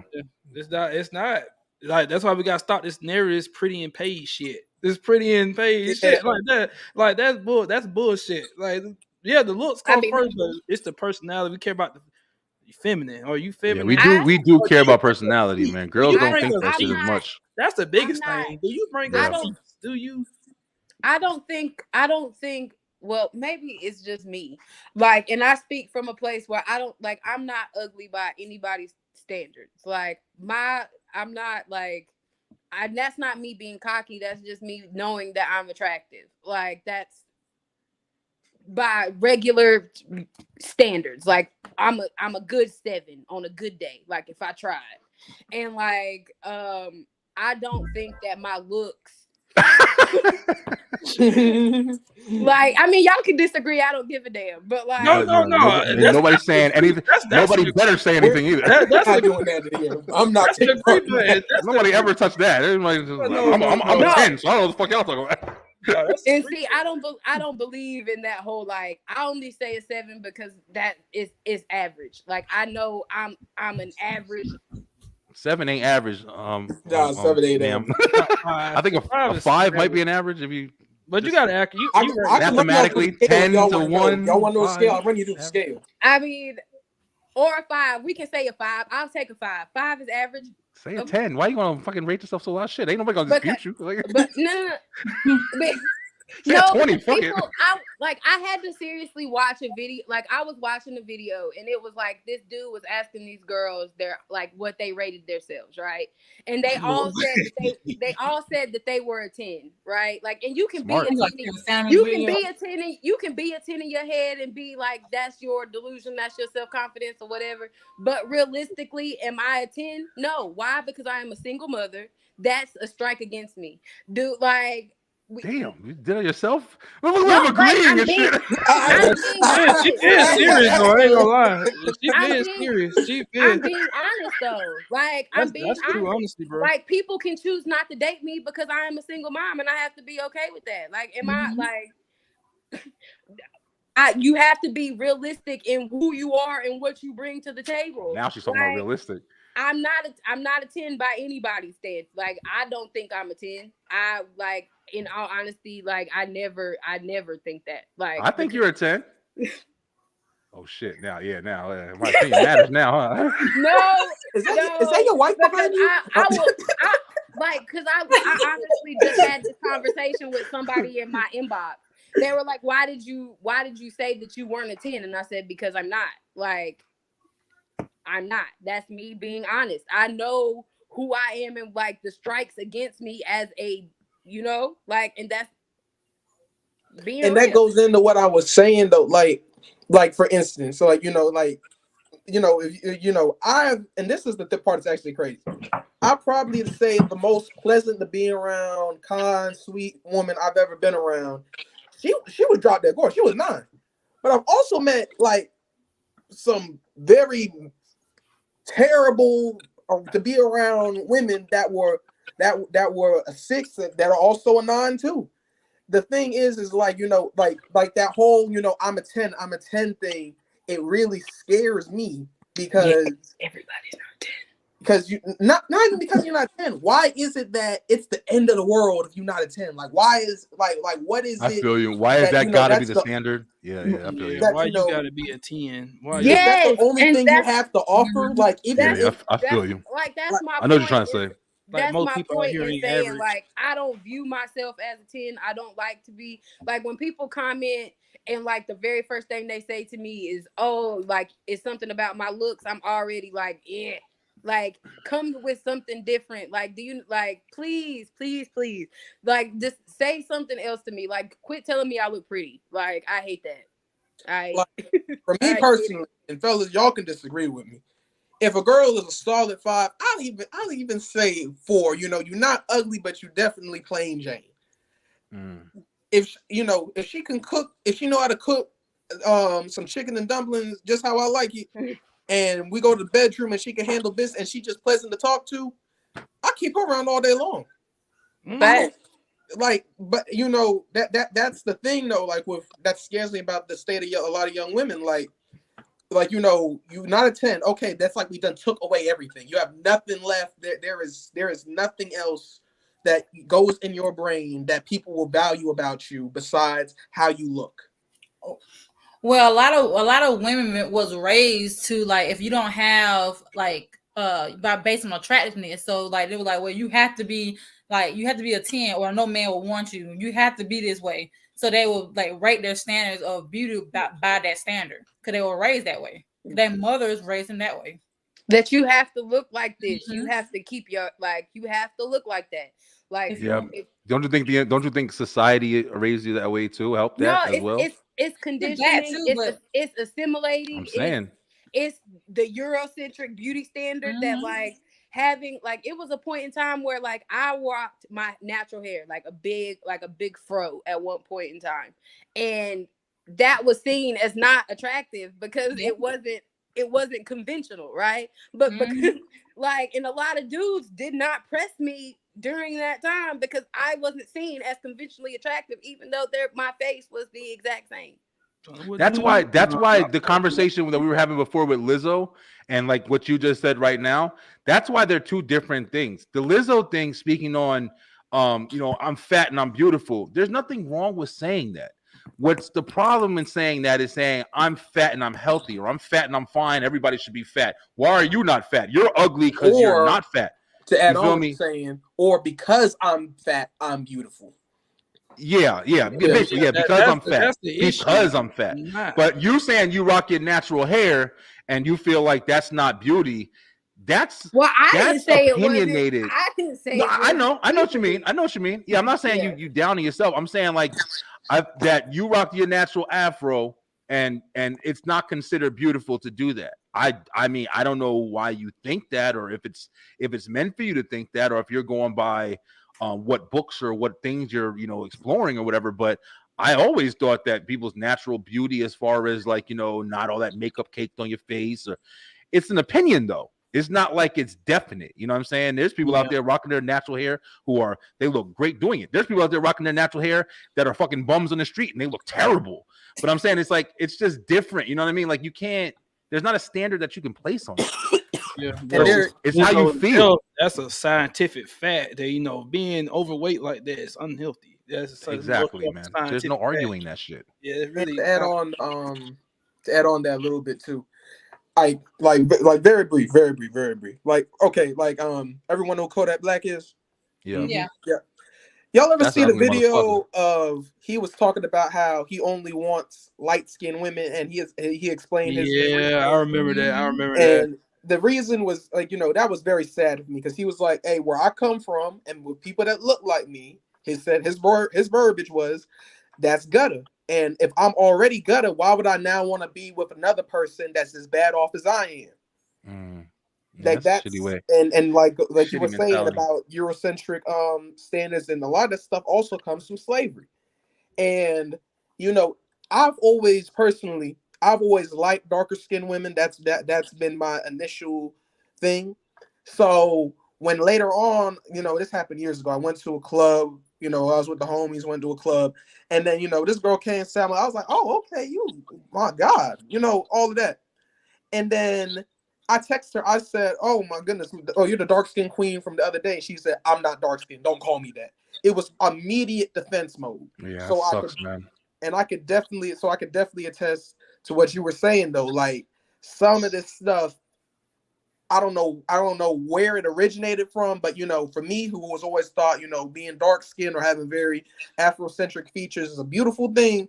For a lot of women, no, they want to look as white and European and matching as possible. But that's because that's what's being picked, though. Mm-hmm. Like you have to understand, like women are going to do if they're not strong in mind, body, and soul.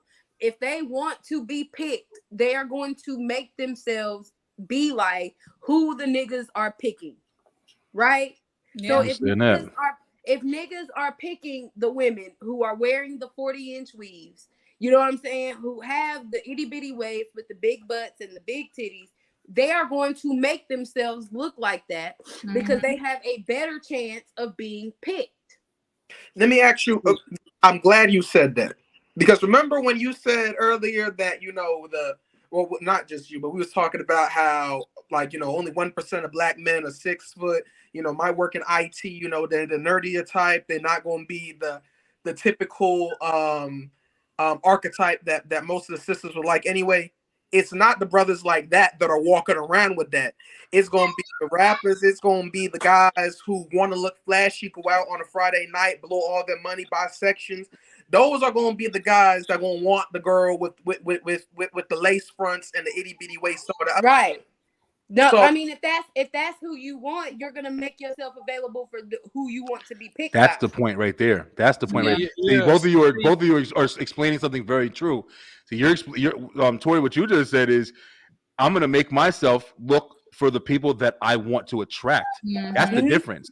You can go out and be as natural as you want to be. And maybe you won't get 60 people walking up to you like the girl who's not as natural and is presenting herself as what the imagery might be that everybody is agreeing with.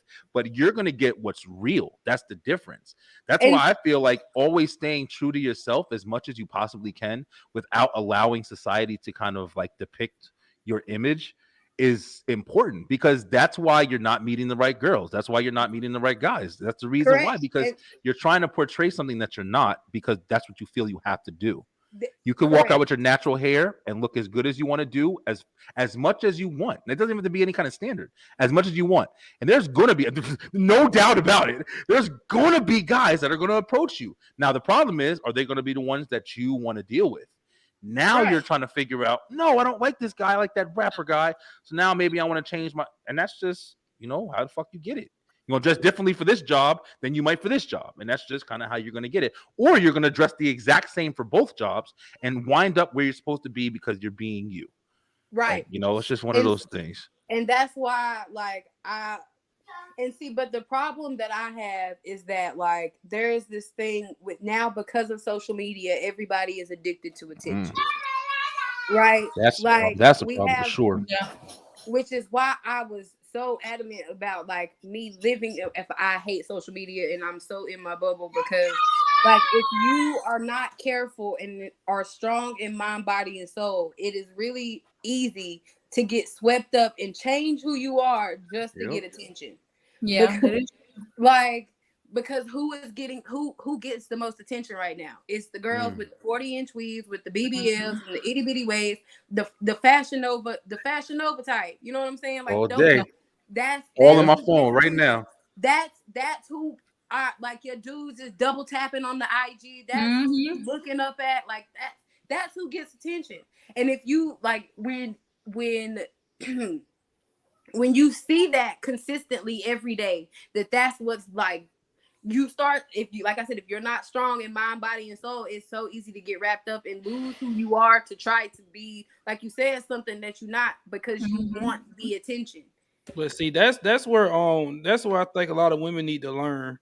Cause I think we have like a blurred line of I hear you say like a lot of women like to do that just kind of get attraction for certain guys they want. I think Or women need to any blur the line. guy. There's levels to obtaining a guy. Like most guys tend to judge based off like long term relationship or marriage.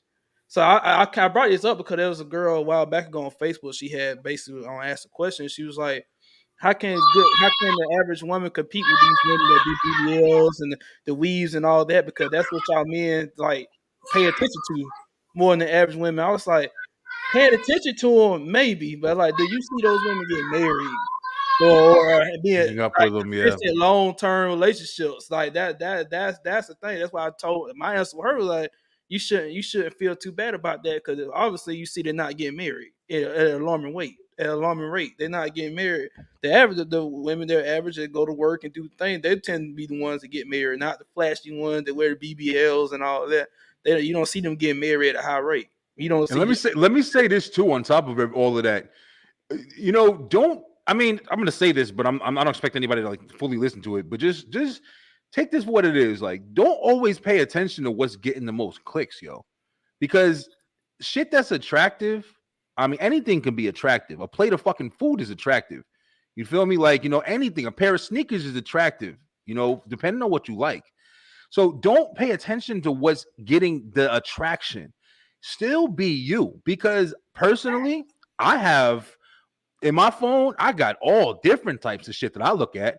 I look at people cooking shit all day. I look at people, you know, making knives and shit out of metal and coins. I look at a whole bunch of different shit that I'm interested in, and I'm clicking all day. But when it comes to women, there's a wide variety of the girls that I look at and see.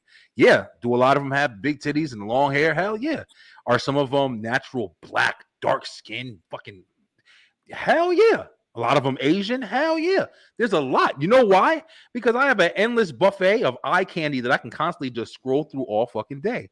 But in reality that we live in, when you're in the grocery store, when you're at the movies, or when you're at work and you see your coworker and she's got a nice little hair on, or she's sweating because she's working a little harder, and you walk by Candace and say, hi, how you doing? Oh, you watched that yesterday? And then you build that connection like he said.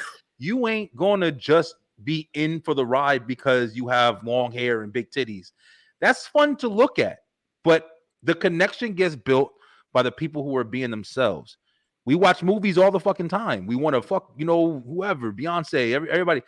But in reality, we make our connections with the real people who are around us and stuff like that. Instagram and Facebook and social media, those are just other entertaining things that we're watching, bro. So you can't depict yourself in that way for those purposes. It's entertainment. To piggyback off that, I definitely think our biggest problem right now in our community is the fact that the empty barrels are making the most noise, and that's not how the average everyday person is living. And a lot of people feel they need to live up to that standard. And I feel that the media companies are purposely pushing that, because if you have 9% of the population being the most active spender, I know 9% don't sound like that much, but if we consume the most and we're always trying to play the weird, keep up with the Joneses, it's to make us spend more money. That's pretty much what it all is about. And to even add on further to that, I think that a lot of stuff gets romanticized by all this different social media like Instagram and especially Instagram and TikTok, because I don't think people realize, that the problems that come with, being an influencer and, being, one of the most attractive people out. And the fact of the matter is, if let's say like, you a guy's like, both guy and girl are both nines. Depending on where you're at with your dating bracket, whatever you're attracting, you are attracted to, you're going to have the same problems if you are both nines or if you're both fours, because the fact of the matter is y'all both all be dating around with other fours, but you still have the same drama and the same nonsense to go on in whatever attraction bracket you're in. And my reason for saying all of this is because I don't think people en masse really have a sense that A, life is boring. You're going to find someone that's on the same level as you. And B, don't matter where you go or how things change, the nice pretty picture that Instagram paints for you or TikTok paints for you is not going to be reality. It's going to be boring, mundane, and going to be just like you. Yep.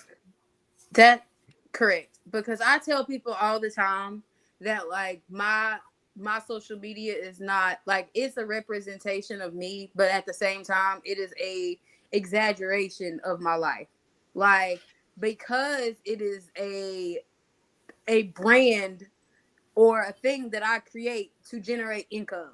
Like I use social media to make money. So whatever is trending on social media at the time, I'm going to take part in, because that is what's going to get views. It's not who I am. Sometimes not saying I post that I don't believe in, because I don't do that. But what I'm saying is like, my social media doesn't accurately portray like my real me. It is an exaggeration or a caricature of me. I'm like, that's why I tell people all the time, like, the person you think I am on social media is not who you're gonna get in real life. I am that weird girl who is super into Harry Potter, watches like, you know what I'm saying, like Knife Fight and like how like Forged in Fire. Like, I am super weird and quirky, and my music taste is all over the place. Like, my social media, you would think that I was a city girl. Like, but I know that sells. Like, I know that that's what people relate to. I know that that's what draws people in. I know that that's how, like, you know what I'm saying, that's what women want to see. That's what dudes like. That's what's going to generate income. But if you were to be around me in person, you would be like, that is you. That is not, I didn't think that was you. And that's but do you understand? Like, I'm pretty sure that's most fucking everybody on social media.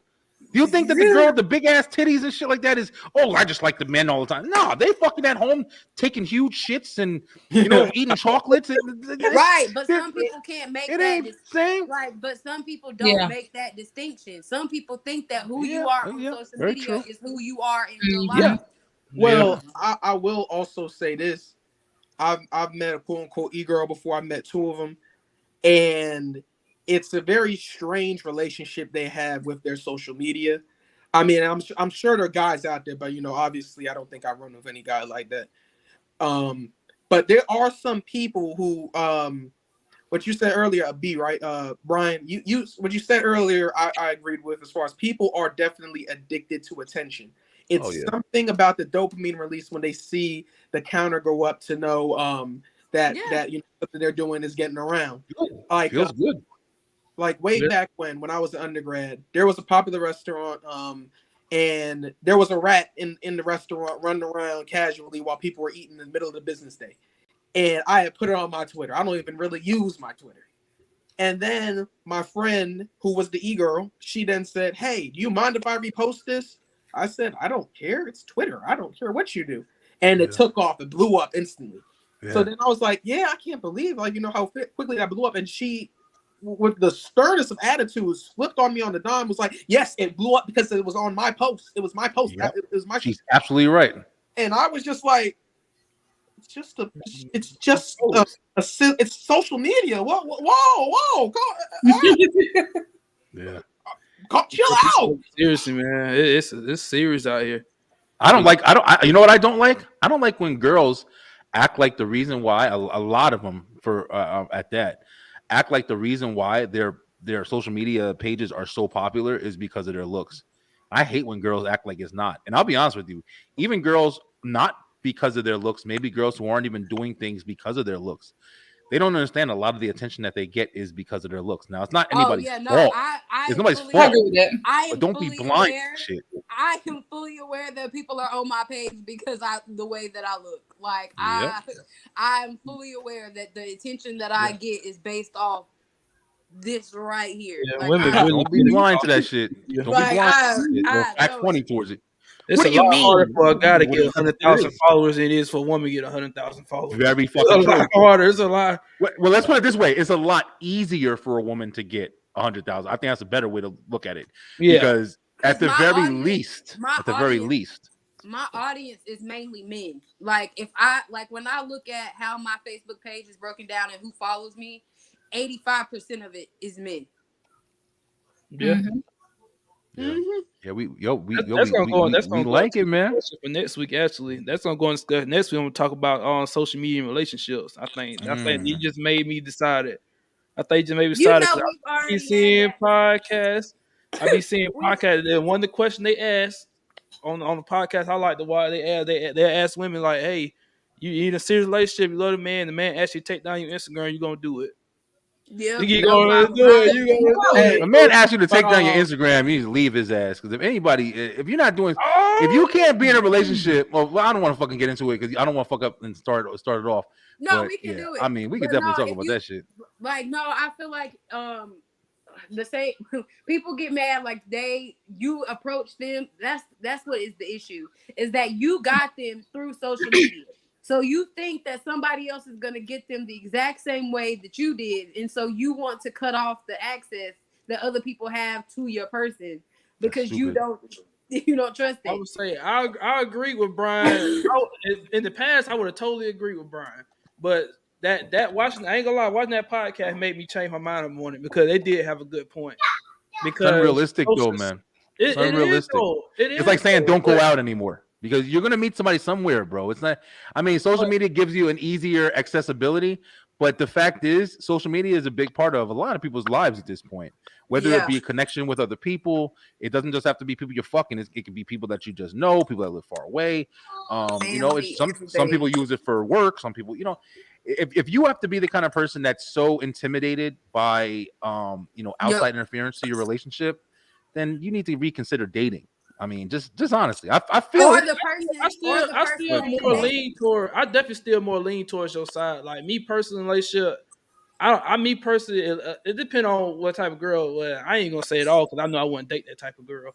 The only type of girl like I can see like, okay, I might have a problem with social media is like somebody like posting like they face like OnlyFans girl, like she just got naked pictures all down the timeline and shit like that. I can see something like that, but me personally, I ain't never dating that type of girl. So I ain't. I'm definitely having that conversation. That was one of my live in the lines I got lined up. Can you date an OnlyFans? I did. That was my first episode. That was my very first. Oh, really? Yeah, I'm doing that shit. Like, anybody? Any of you guys want to come on? Please follow me and shit. Yo, if anyone want to come on my live, more than welcome. We actually have a whole chat. Tyg is in it. That we go through. I post the clip. I post the link in the chat.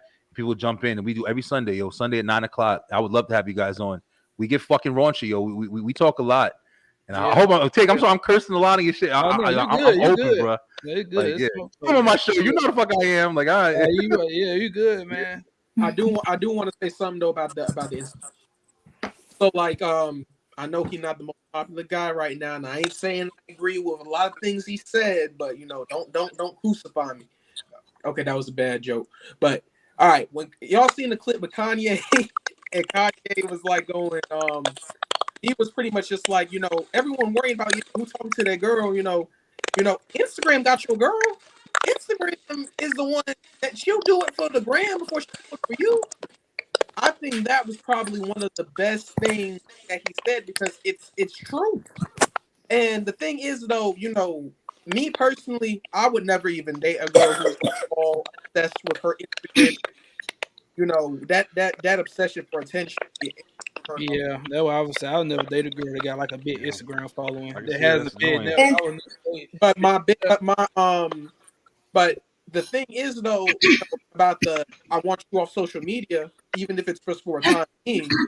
I don't really think, old me would have been like, that's completely unreasonable, that's controlling, whatever. Now I can understand why. And it's not nothing to do with, who's going to slide in their DMs or anything like that.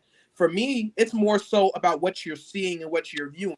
There's a lot of content out there now, especially female dominated content, where it's toxic women now, like pretty much imagine like a guy, ladies, that is all the way in the red pill, they're all the way Andrew Tated up, and now they want to try to come and bring that into your relationship, and now pretty much talk you any kind of way. They think that things are supposed to be completely Andrew Tate way, and now they think that that's the way you're supposed to go about solving problems to be in a relationship.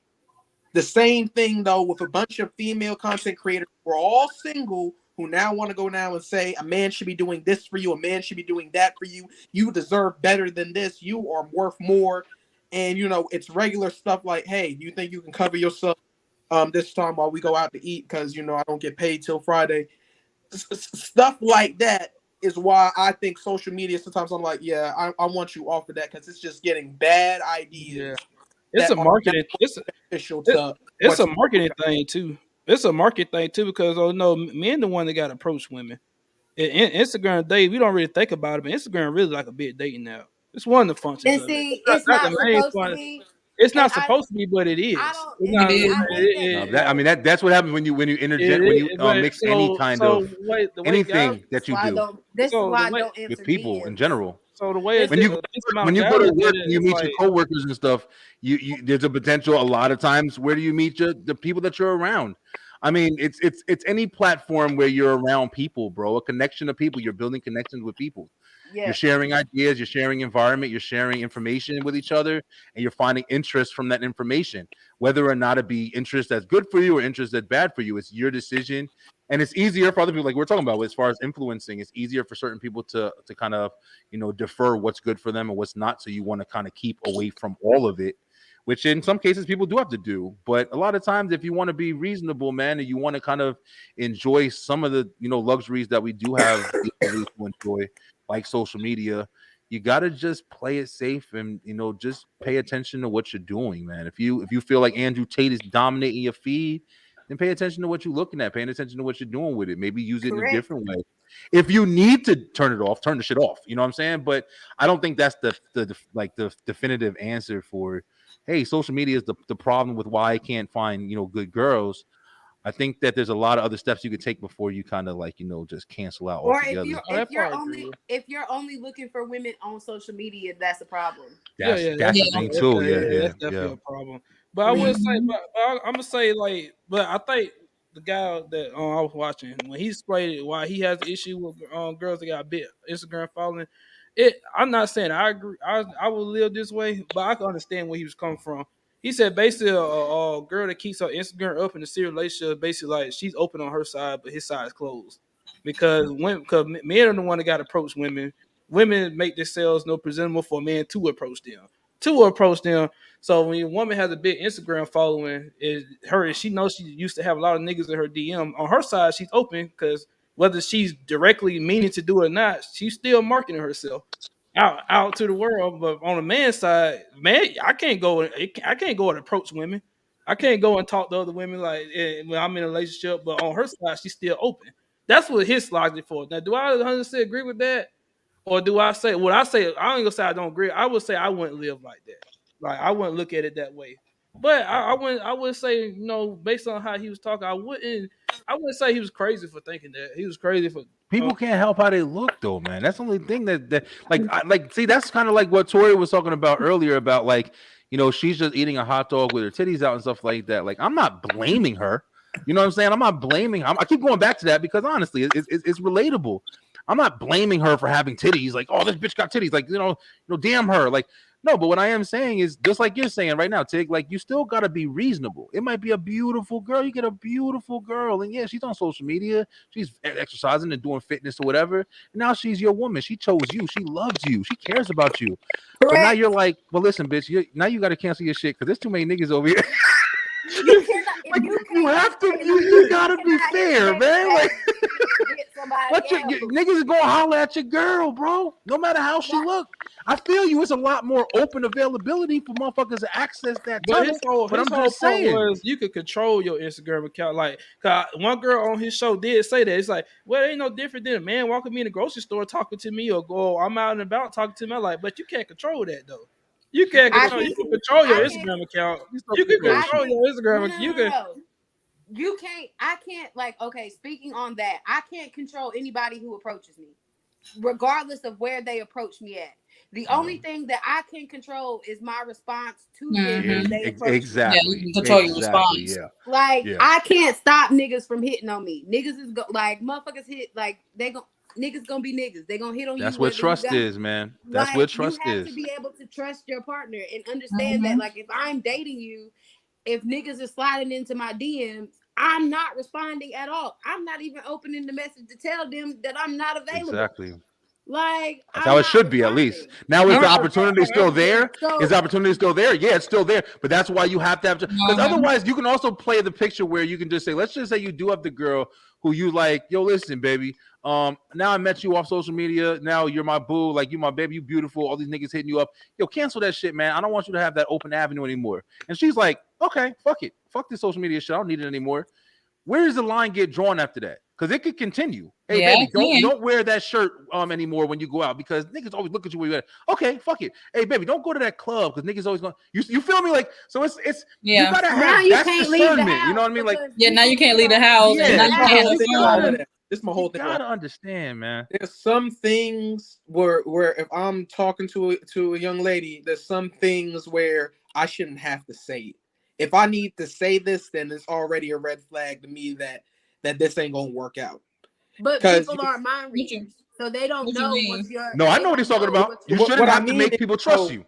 If you're gonna wear the top, if you're gonna wear the top with all your titties hanging out, then that's already a red flag to me as to know why are you gonna wear that and go out and I'm not with you. What's up with that? You acting funny about people in your because I want to look good for myself.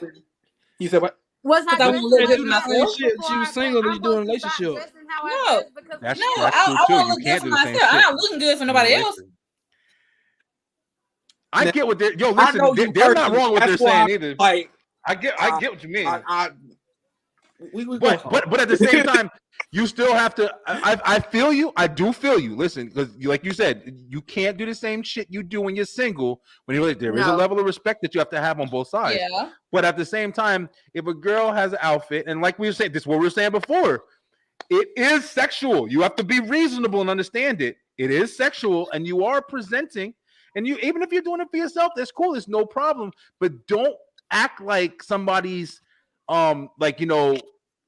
coming out crazy. Like, I'm not crazy because I'm approaching you with what I'm talking about. You got to be reasonable with it because your titties is out. You know damn well that dude's gonna be looking at your titties when they out. You look good. I guess it just depends because you just gotta pay attention. For me, I like when I go out, I give off the aura of do not fucking talk to me. Like, do not approach me, do not talk to me, do not look at me. Like, and I do not get hit on in public. You're the first person I go after. I'm looking for. Don't talk to me. Go ahead. I'll sit on your fucking lap. Okay, so good try. Okay. I'm one of those people. Like, I tell you, people that I know have come up to me when they see me out and be like, "Girl, can you just smile because you look like you about to kill somebody?" Like, I literally give off an aura of please do not approach me, do not talk to me. I don't want you looking at me. I'm already don't want to be here, but I'm dragged out anyway. Like, please don't. And I feel like if you don't want to be approached, you wouldn't get approached. No, you definitely gonna get approached, bro. I don't agree with that at all.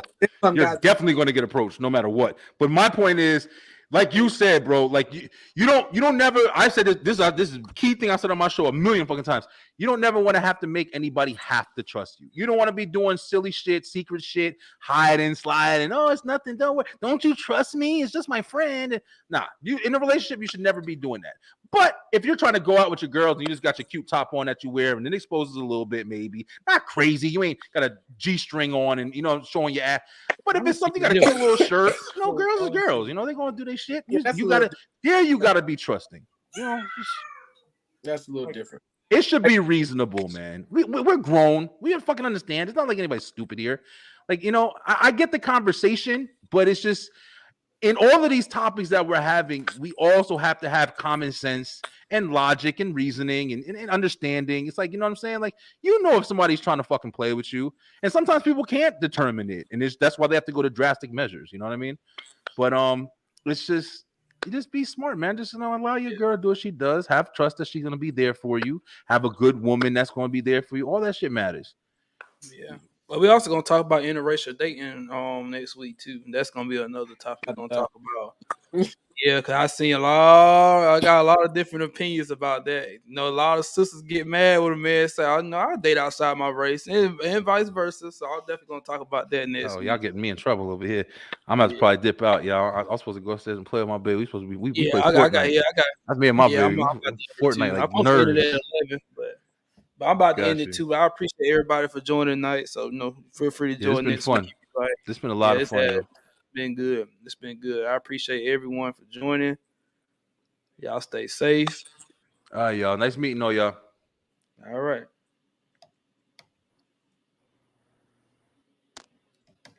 All right, man.